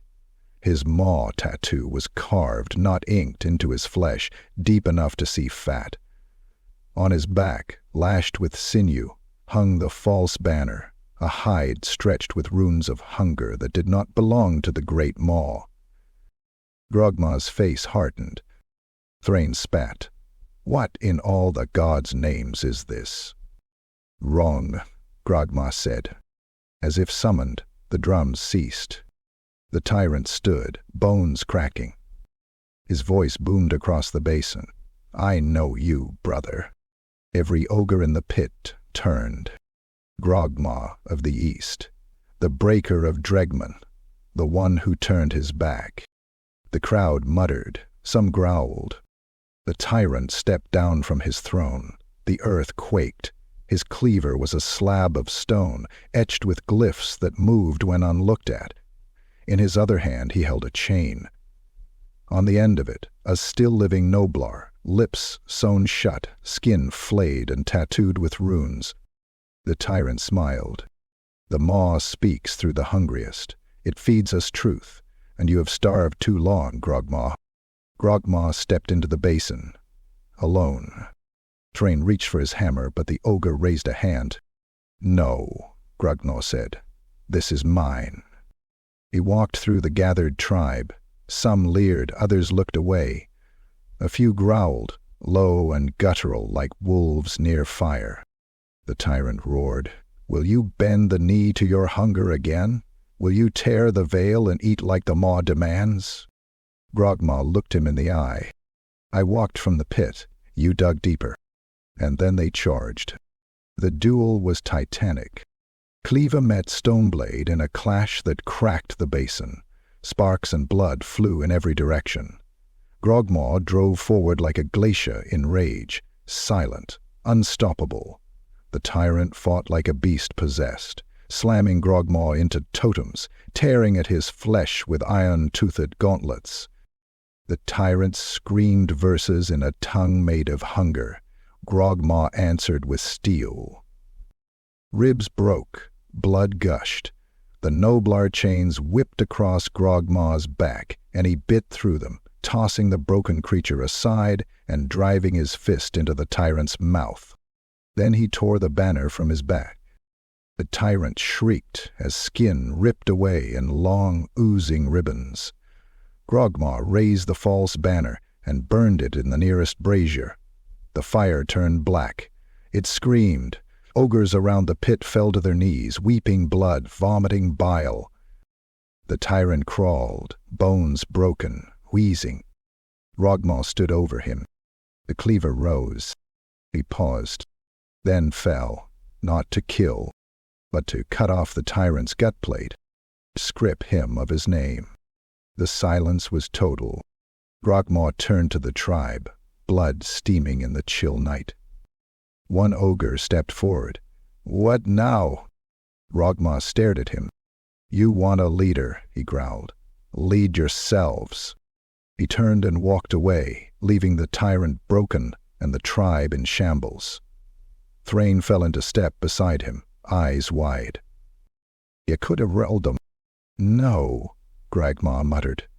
That's not walking. That's chaining. They left the basin. Behind them, the drums did not start again, because the hunger had changed, and the banner no longer mattered. Chapter 17. Ash and Ale.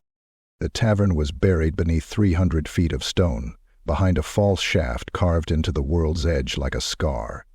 The path down was treacherous, cracked steps, hanging chains, old bones ground into the dust. No signs marked the descent, only a faint, constant scent of smoke, iron, and spilled ale guided those who knew. They called it Durgrim's Rest. To most it was a myth, a tavern untouched by time, serving only those who remembered what needed forgetting. A haven for exiles, outcasts, broken warriors, and drunkards who'd earned the right to never be asked why. Thrain and Grogmaw reached the final iron door, as a tremor shook the walls behind them. "Subtle this place ain't," Thrain muttered, brushing soot from his beard. Grogmaw said nothing. He had to duck to enter, his bulk cracking the top frame of the doorway, even as he squeezed sideways through. Inside was dark warmth. Orange firelight bathed low stone tables. Barrels lined the walls, some bigger than dwarfs. Pipes glowed, mugs clanked. No songs played, only the low growl of memory, thick with smoke. A dozen scarred dwarfs turned at once. Then they saw Thrain, and the room grew colder. The beardless elder behind the bar stiffened, his left eye fogged with age, his right sharp as a forge's edge. He slammed down a mug. "Yo." Thrain exhaled through his nose. "Aye, me." The barmaid, a woman with runes tattooed across her throat, froze mid-step. Two patrons rose, hands drifting toward axes left resting near the door. Grogmaw's stomach growled. A moment passed. Then the barkeep barked. "Well, ye owe me 3 rounds and an apology. Get your cursed arse over here." Laughter exploded from the shadows. Tension cracked.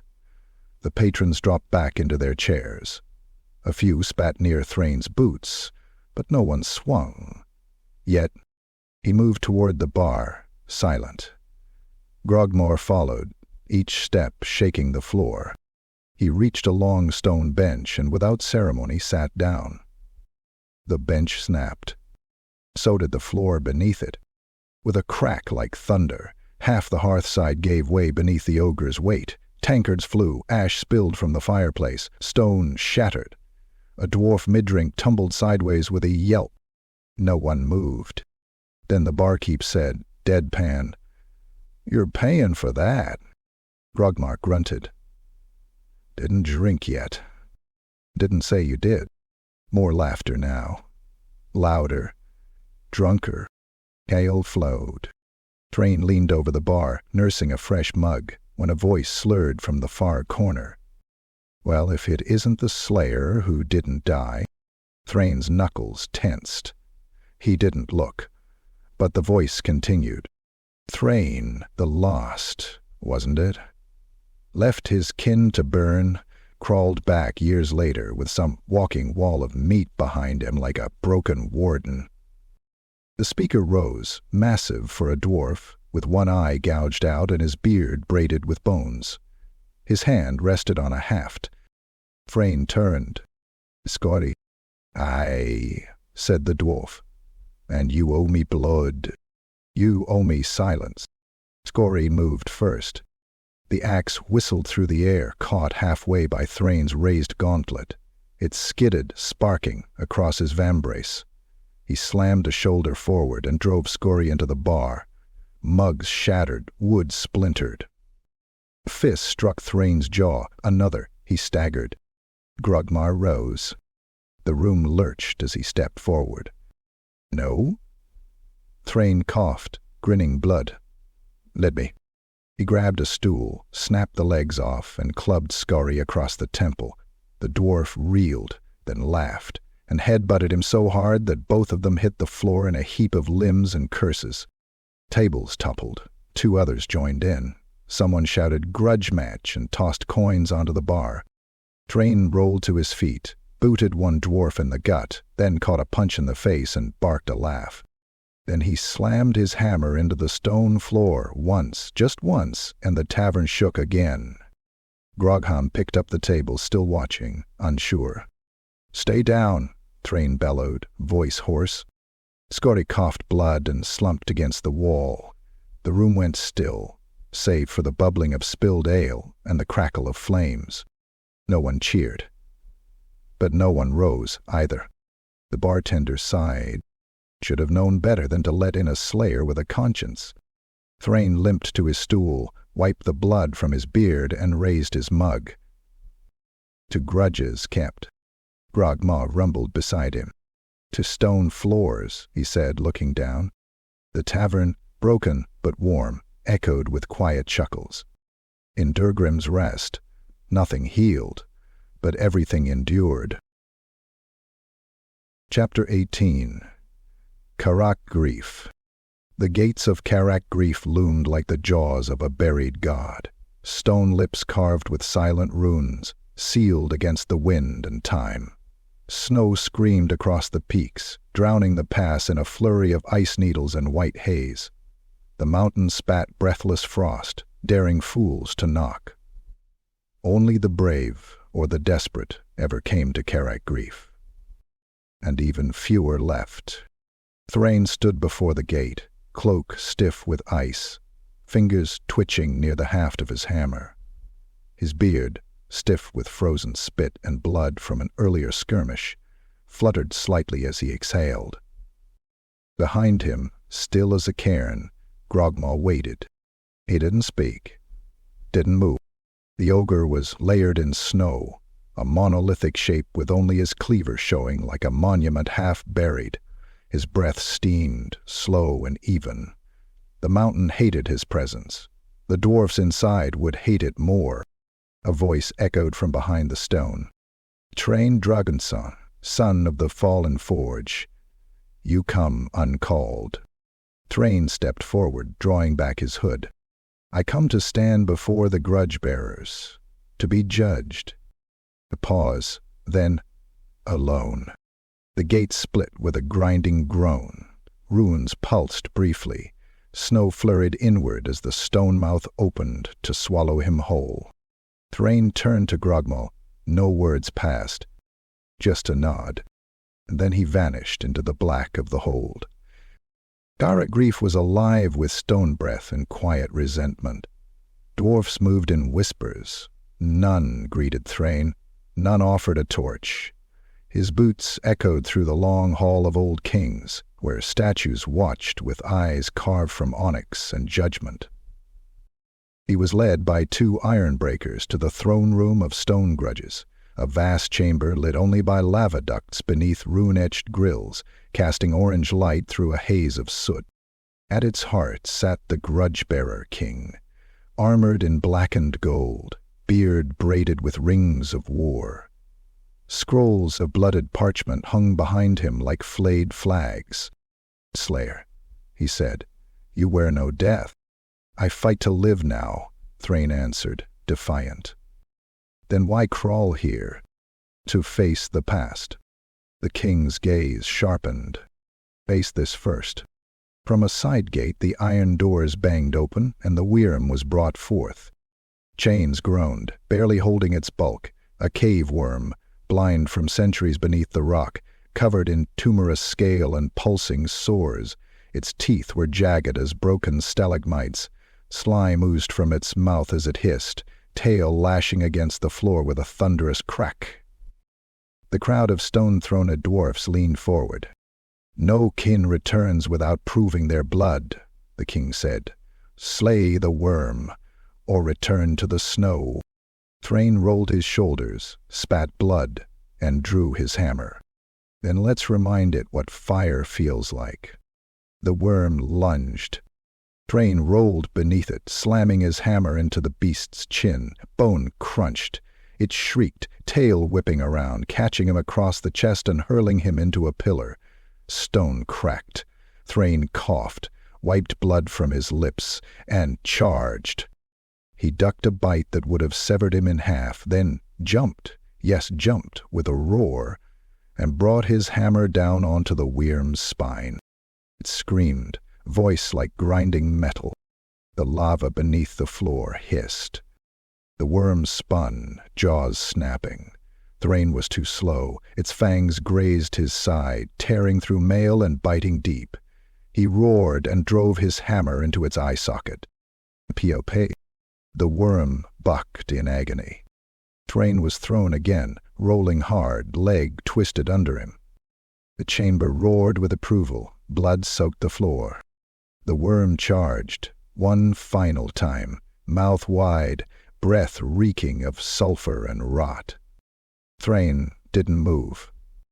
He waited to the last second, then slid beneath it, drove his hammer upward into its gut through scale, muscle, and fat, and into the worm's heart. He twitched once, then collapsed in a steaming, twitching heap. The silence was broken by the sound of chains snapping as the corpse stilled. Blood flooded the cracks in the floor. The king stood. Hammerborn indeed. Outside, the blizzard howled. Grogmaw remained in the snow, unmoving. A dwarf emissary trudged out, his beard frozen stiff, his eyes narrow with contempt. "You're not welcome." Grogmaw didn't reply. The dwarf sneered. "You understand me, beast?" A pause. Then Grogmaw nodded. "I wait." The emissary scoffed and turned back into the mountain. And Grogmaw stayed. For hours. For days, even, as the hold inside whispered of Thrain's battle, debated oaths and exile, relit grudges, reforged names. But the ogre said nothing. He simply waited, his breath slow and steady, his shadow long across the snow, as unmoving as the mountain, until the gates opened once more, and Thrain walked out, bruised, limping, but no longer nameless. Chapter 19. The Stone Feud. The feud had started with a grave robbing. At least, that's what both clans claimed. Karak Varnfast and Karak Ulgrim. Two mountain kinholds separated by a single valley, once shared a blood alliance forged in the time of Sigmar. They shared stone, steel, and mead. Their grudges were not against one another, until now. Now the halls echoed with accusation, bones missing from Varnfast's tomb hall. Grander, Fules Simon, Odd Build England. Now, sacred tools defaced in Ulgrim's rune crypt, and between them, the Valley of the Broken Brothers, where neither clan dared meet without steel bared. That's where Grogmaw and Thrain stood now, atop a shattered rune bridge, its central span collapsed, each half claimed by a different hold. "Two clans," Thrain growled, staring into the falling snow. "Both thick-skulled, both proud as kings, and neither will give ground." "Not even to truth," Grogmaw rumbled. Thrain spat. "What truth matters when there's blood in the snow?" A war horn sounded from the east, then another from the west. Shadows moved on both ridges, descending. Dwarfs with war paint and grudge smoke, shouting curses written in ancient runes. The emissaries had failed. So Grogmaw and Threa did what they did best. They went into the valley first. The first body they found was wrong.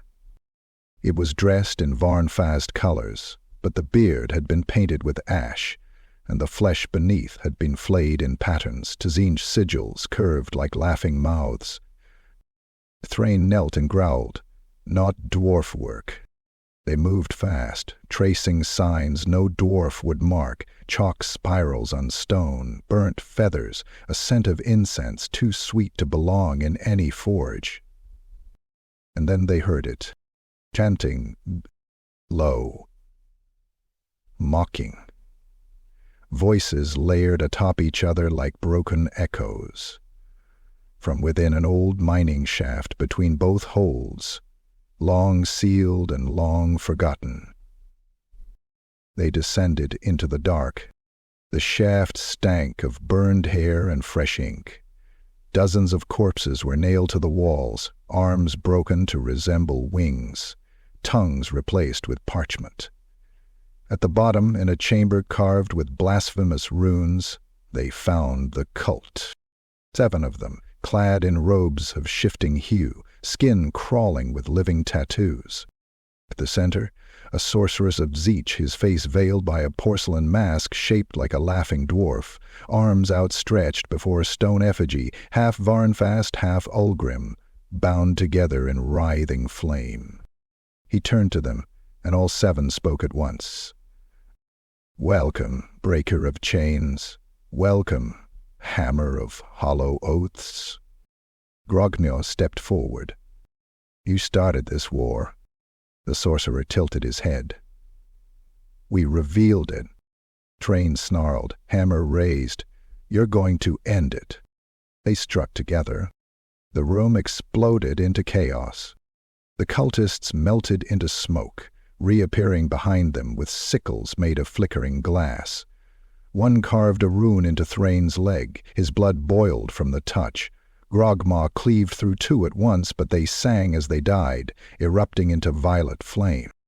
The sorcerer levitated above the effigy, casting spells that bent space, walls folding inward, the air warping. Arrows of pure thought pierced Grogmaw's shoulder, each one whispering, "Why do you walk?" He roared, grabbed the stone effigy, and threw it into the sorcerer. The impact shattered it, and the chamber howled. Stone cracked. The false god's magic lashed out in all directions. Thrain drove his hammer into the floor, carving a rune of null, anchoring the space for 1 heartbeat.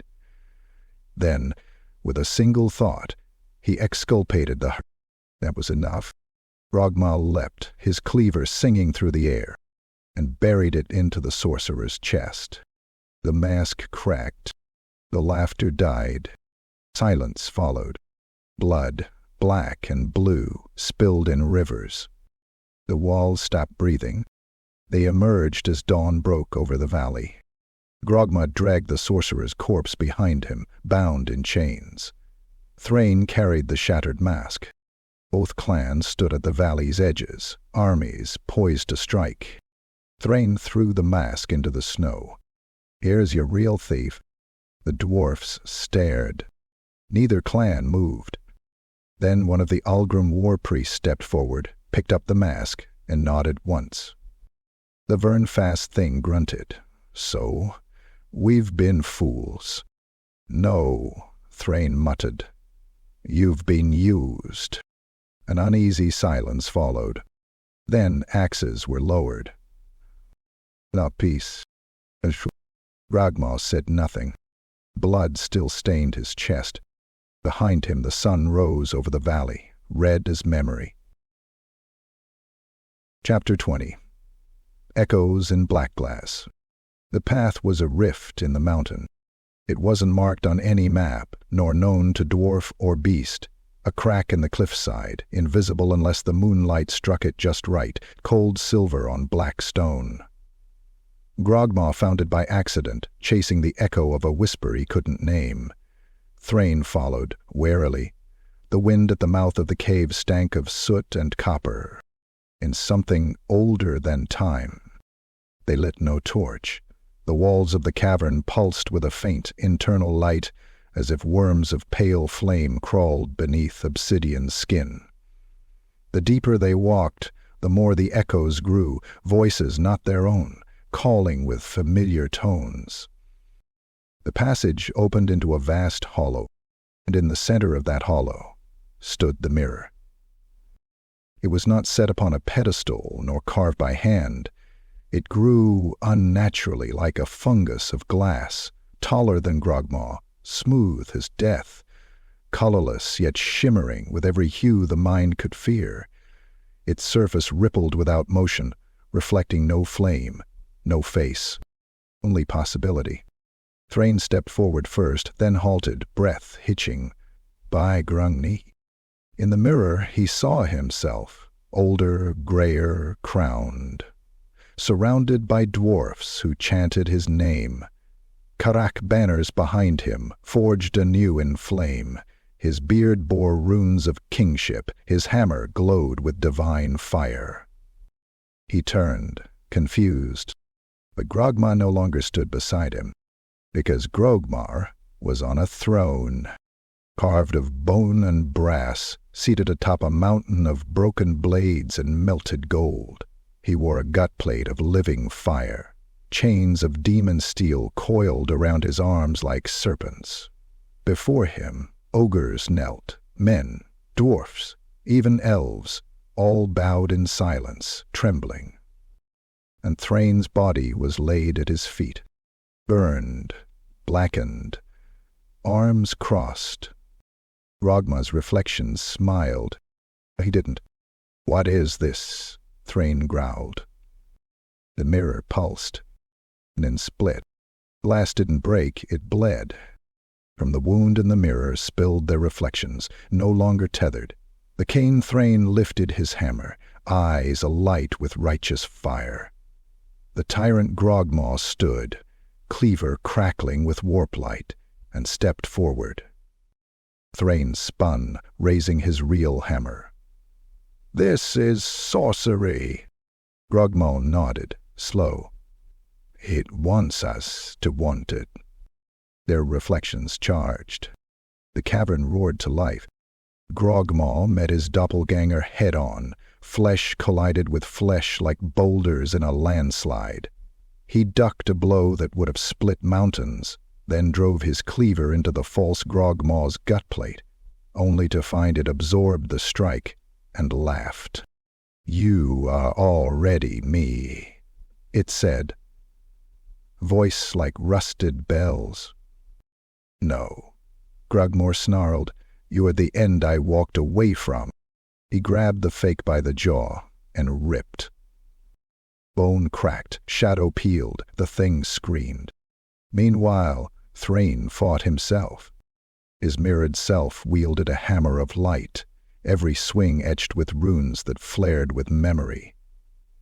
It spoke with his voice, condemning him. "You fled your hold. You betrayed your ancestors. You fight for nothing." Thrain shouted back, slamming his hammer into the ghost's ribs. "I fight for what's left. That's more than dreams." Their weapons clashed. Sparks turned to flame. The ground trembled beneath them. Then glass burst.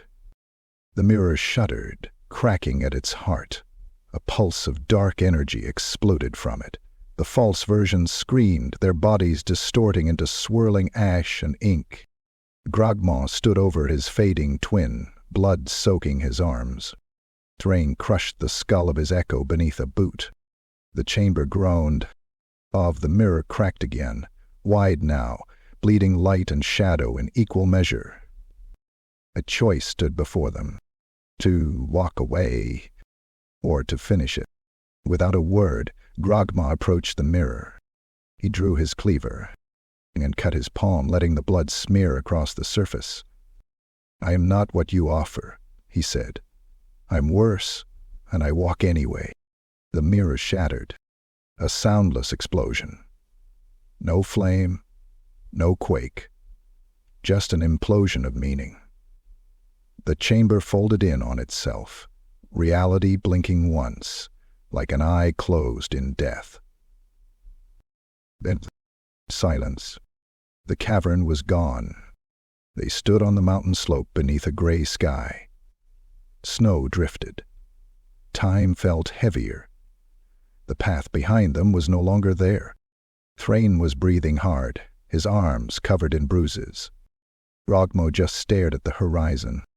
"Was it real?" Thrain asked. The ogre didn't answer. Just looked down at his palm. The cut was gone, but a sliver of black glass remained, buried just beneath the skin. Chapter 21. the maw below the mountain. The descent began with silence. No birds, no wind, no echo of their footsteps on the stone path that twisted down into the spine of the mountain like a scar carved by gods.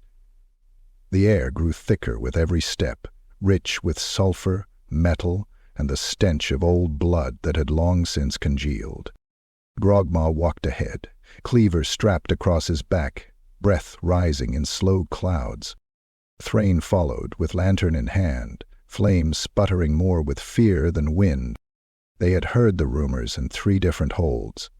A chasm deep beneath the Dreadhorn peaks, sealed before the time of woes, spoken of only in curses and half-muttered prayers. The dwarfs called it Grogmaw, the mouth that waits. But the ogres had another name. Grogmaw, the first hunger. As they passed the last rune-marked gate, its stone face cracked and blackened by warp heat, they saw the beginning of the truth. The tunnel walls were chewed, massive grooves of jagged impressions spiraling endlessly, as though a thing with no shape had slithered and devoured and hungered all the way down. They kept going.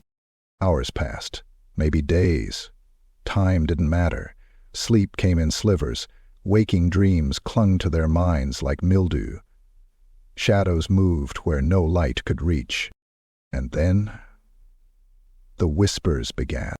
Not from behind, not from the dark, from within. Grogmaw was the first to feel it. Not a voice, a pull, like a hook in the gut, tugging at something older than flesh. He heard his name, not in speech, but in craving. He stopped walking. Thrain turned. "What is it?" The ogre stared into the black, then slowly raised a hand and pointed downward. Below them, the ground trembled. A light flickered, then flared. They reached the edge of the chasm, and saw the maw, not a creature, not a pit, a presence, the earth torn open, the void given form. It yawned beneath them, rimmed with teeth carved from fossil and fire, its throat a spiral of runes that shimmered like oil on bone. And it spoke, not aloud, not even mentally, but inside. "I remember you, flesh gnawer." Grogmaw grunted. He stepped forward. "You were made for me. You walked from my shadow, but you hunger still." His mouth was dry. His fingers twitched. "Grogmaw," Thrain said, voice tense. But the ogre knelt. He stared into the abyss and saw himself, feasting, consuming, relaying. 100,000 screaming mouths chanting his name, tribes bowing, the land itself torn asunder to feed his belly. He would become not a Maneater, but the maw itself. "This is the truth of your path, the end of your walk. Come, behold." A tear rolled down Grogmaw's cheek. He reached toward the void. Thrain's hammer came down on his hand, hard. "Enough," the dwarf roared. Grogmaw reeled back, blinking. The maw screamed, not sound, but sensation, a hunger betrayed. Thrain stood between the ogre and the abyss, firelight dancing on his beard. "You want him? Take me first." The void pulsed, then shifted, and the voice turned. "You dwarf, oathless, faithless, ash in the lungs of legacy. Why do you cling to him?" Thrain didn't move. "Because he's not you." The moss surged. A tendril of living stone, wrapped in teeth, lashed up, striking Thrain square in the chest and hurling him across the chamber. He hit the wall with a sickening crack, blood smearing the rock. Grogmaw roared, not in pain. In clarity, he stood, fists clenched. "You don't get to call me," he growled. "You don't get to end me." And he leapt, straight into the air and slammed his full weight down onto the chasm's edge. The rock shattered. The ground split. A rain of obsidian teeth fell into the void as Grogmaw tore the maw's edge apart. The voice screamed, enraged, but it could not stop the avalanche. Stone collapsed. The chasm caved in. The hunger howled and twisted and lashed, then was buried. Silence beneath 10,000 tons of dead mountain. Hours passed.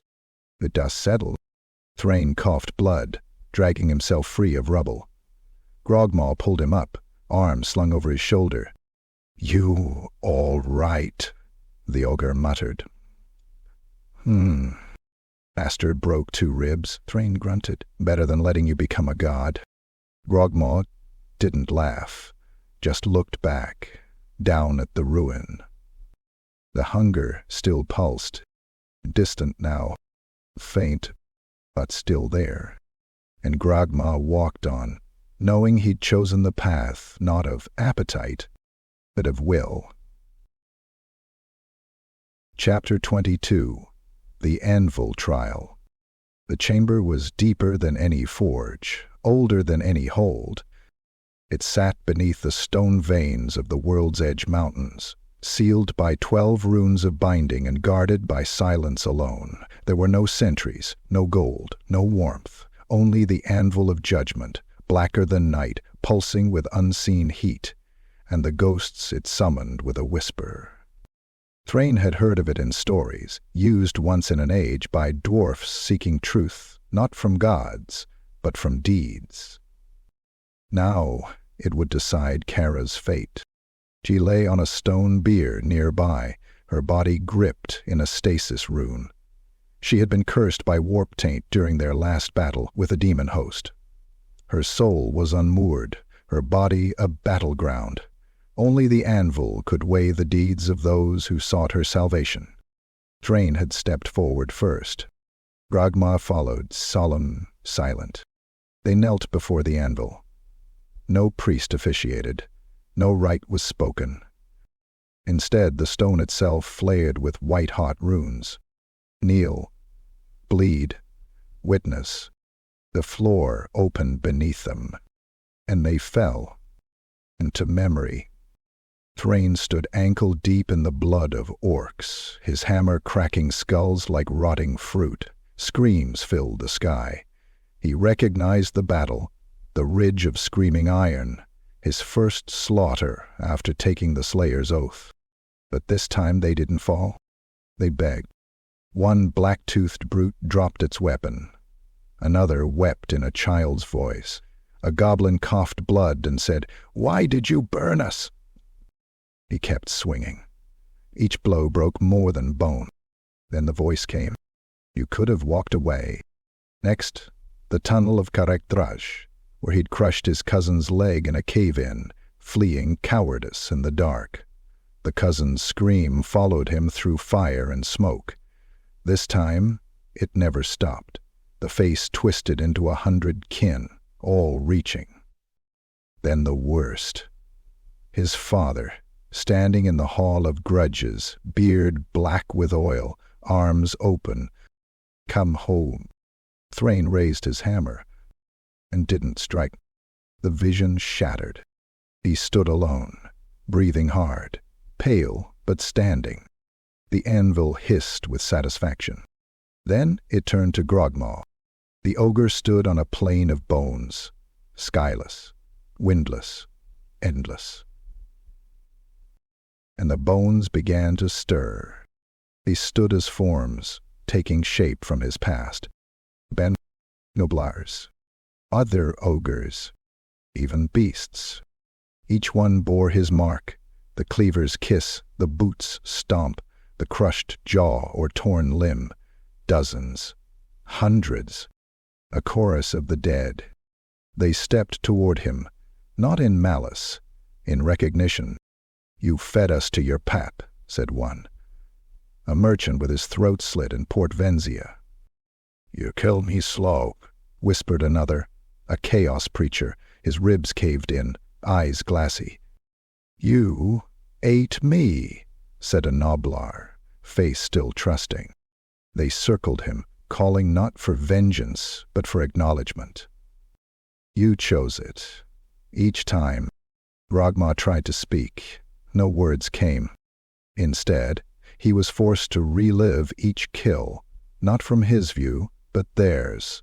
The terror, the pain, the confusion, the lack of understanding. Each memory slammed into him like a hammer to the chest. He staggered, fell to one knee. The anvil pulsed. Truth weighs more than flesh. More came. Haka Skulltwist, the black orc he fought on Screaming Hill, laughing as he died. The witch-elf matriarch, blood running down her blades. The Bray shaman, smiling even as Grogmaw crushed his lungs. Each one a scar. Each one a choice. And then Thrain appeared. Bloodied, broken, silent, dead. It was a lie. But Grogmaw believed it. He howled, a primal roar, not of rage, but of guilt. He struck the ground. The illusions vanished. He stood, swang. The anvil flared. He walks with memory. He walks still. They awoke gasping on the chamber floor. The ruins dimmed. Kara stirred. She opened her eyes and saw them and smiled, weakly, but clean. The curse was gone. He had passed, not unscathed, but unbroken. Grogmaw sat beside the anvil for a long time. His hand trembled, not from fear, but from understanding. Chapter 23. When thunder fell. The valley was too quiet. Not the stillness of peace, but the eerie hush that came before calamity. No birdsong, no wind. Even the clouds above, swollen and iron-gray, hung motionless as though afraid to breathe. At the valley's far end, nestled in the foothills like a festering cyst, the machine pulsed. A Skaven doom engine. It squatted upon a cliff of blackstone, a grotesque fusion of stolen dwarfen design and warpstone blasphemy. Gears turned against bone. Piston towers belched green mist. The ground around it was scorched, bare, like the machine had chewed through the very soul of the land. Grogmaw and Thrain stared at it from the cover of a splintered ridge, hunched in silence. "It's shaped like a forge," Thrain muttered, eye narrowing. "One of ours, but twisted." "Aye," Grogmaw rumbled. "Built wrong. Forced." They watched as rat-men swarmed below it, dozens of them, some clad in patchwork armor, others dragging corpses of dwarfs and men alike to fuel the furnace. Above, at the heart of the machine, a monstrous Skaven warlock with glimmering copper limbs chittered orders, his tail wrapped in prayer columns. He jabbed at levers and scribbled sigils into the air with claws of bronze. "A Greyforge warlock," Thrain said through clenched teeth. "One of the ones that raided Barrack Morn." "And what happens if that engine fires?" Grogmaw asked. Thrain pointed down to the valley floor. "The whole basin will crack. Rock liquefied, everything in this valley, forts, roads, holds, gone. Like thunder fell from the sky." A moment passed. Then Grogmaw stood. Thrain blinked. "Oi, we don't have a plan yet." "I do," the ogre growled, unslinging his cleaver. "Let me guess. Walk in, break everything?" Grogmaw nodded. "Fine," Thrain grunted. "But I'm breaking the engine." They moved at once. The assault began with a boulder. Grogmaw hurled it from the ridge, smashing a tower of piping and catapulting a dozen Skaven through the air. Alarms shrieked. The warlock spun, his single glowing eye narrowing. The rain stormed down behind, hammer swinging like a meteor, crushing Skaven skulls as he descended the slope. Grogmaw tore through the machine's outer scaffolding, cleaver screaming against rusted steel. Sparks flew. One rat leapt from the shadows, twin daggers coated in warp poison. Grogmaw caught him mid-air and bit down, crunch. The skull shattered in his jaws. He spat the corpse into the fire. Thrain reached the lower valves, yanked a gearcaster from its housing, and jammed his hammer into the reactor vents. Steam exploded outward, melting 2 Skaven alive. Then the warlock descended. Clad in robes stitched with dwarfen beards, his body a fusion of flesh and arcane mechanics, he moved with unnatural grace. His voice was a static hiss, his staff crowned with a glowing warp blade. Flesh thing, dwarf thing, interrupters, die. He struck first. Lightning coiled around the staff and blasted Thrain square in the chest, hurling him back. Grogmaw bellowed and charged. The warp blade met Cleaver in mid-air. Sparks and green fire erupted in a screeching clash. The blade hummed, alive with malice, hungry for souls. Then it sank into Grogmaw's chest. The ogre staggered, the blade buried to the hilt. Warp light licked across his torso, warping muscle, boiling veins. He didn't scream. He grabbed the warlock's throat and squeezed. The Skaven shrieked as its neck bones popped like twigs. It drove claws into Grogmaw's arms, but the ogre didn't stop.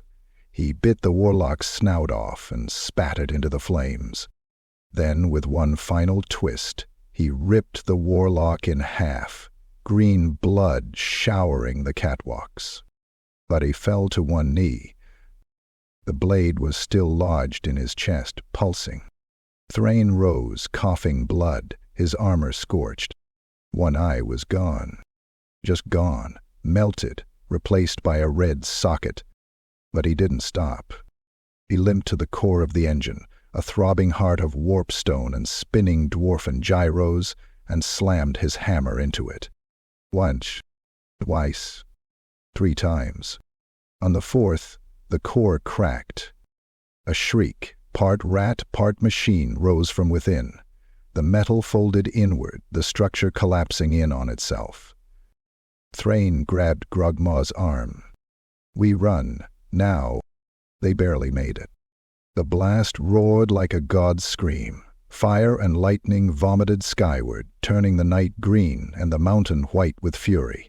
The shock wave knocked trees flat, shattered stone, sent avalanches tumbling for miles. When it ended, silence again. But true this time. No hum, no pulse, no hunger, just a dead valley, and 2 broken figures crawling from the ash. Thrain tore a strip of cloth and wrapped it around his ruined eye. Grogmaw lay still, the warp blade now dull, black, fused to his ribcage. Still breathing? Thrain asked. The ogre growled. Good, we've got work left. And in the burning dark they sat together, 2 weapons dulled, but unbroken. Chapter 24. The Last Cleave. The wind shrieked through the high peaks like a dying god. Ice cracked beneath their boots as Grogmaw and Thrain climbed the jagged spine of Mount Varkul, a cursed summit left unnamed by dwarfs and marked only with silence in ogre tongues. The old stories whispered of a tyrant who was not born but forged, not in womb but in worship. A thing once called Kargoth, the first maw-blooded, blessed by the dark gods and buried beneath stone by his own kin. A lie, Thrain had said, but Grogmaw had known the name. He'd heard it before, whispered in the sleep of butcher priests and chanted over bones. A myth, yes, but myths in this world bled. They reached the summit as the sky cracked open. Warp lightning tore across the heavens, the ground trembled beneath them, and the mountains split, sheared apart, and from the wound in the earth rose something colossal, a figure clad in rusted armor the size of towers, its skin a river of ash and molten hunger. Its horns scraped the clouds. Its face was not a face at all, but a gaping maw filled with spinning teeth. One massive hand clutched a cleaver the size of an airship, its edge jagged with skulls. Ur-Kergoth. He had awoken to reclaim his throne of blood. The demon prince opened his mouth, not to speak, but to consume. The breath he exhaled sucked the heat from the air, turning snow to steam, rock to glass. Thrain turned to Grogmaw. "I can collapse the peak," he shouted over the howling wind, "but someone needs to hold it." Grogmaw didn't speak. He just looked up at the towering form of what he might have become, and nodded once. Then he ran, straight at it. The cleaver met flesh first. Grogmaw leapt and slammed his blade into the demon's shin, splitting meat like magma and bone like old bark. The creature roared, stumbling, its voice a symphony of agony and worship. It swung its weapon. Grogmaw ducked, the force of the blow shattering a ridge behind him. He leapt again, this time climbing, driving his cleaver into the creature's side, using it like a python, pulling himself upward as chunks of warped ichor splashed down in burning waves. Clawed hands tried to swat him free, but he moved faster, carving his way up the monster's body like a butcher scaling a titan. He reached the chest and saw the runemaga, the mark of the maw, carved deep, glowing with the breath of gods. He pulled the warp-tainted shard, still lodged in his ribs since Volk's Deep, and plunged it into the rune, where Kargoth screamed, a howl that cracked the sky and churned the clouds.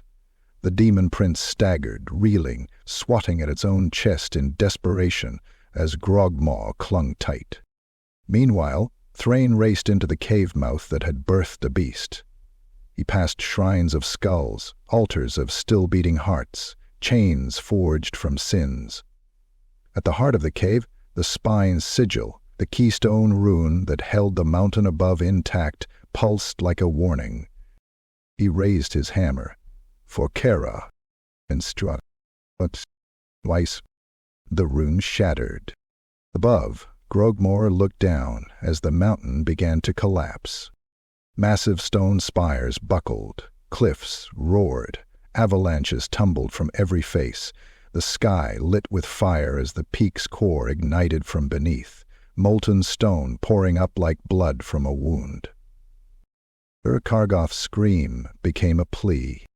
"You are me," it bellowed. "Stay, eat, become." Grogmaw leaned close. His breath steamed against the demon's flesh. A walk, and then he leapt. The explosion turned night to dawn. The mountain's summit folded inward as rock, fire, and demon collapsed together. Thunder cracked the valley floor. A pillar of smoke rose high into the sky, black and red and terrible. Birds did not return. The wind stopped. Time seemed to pause.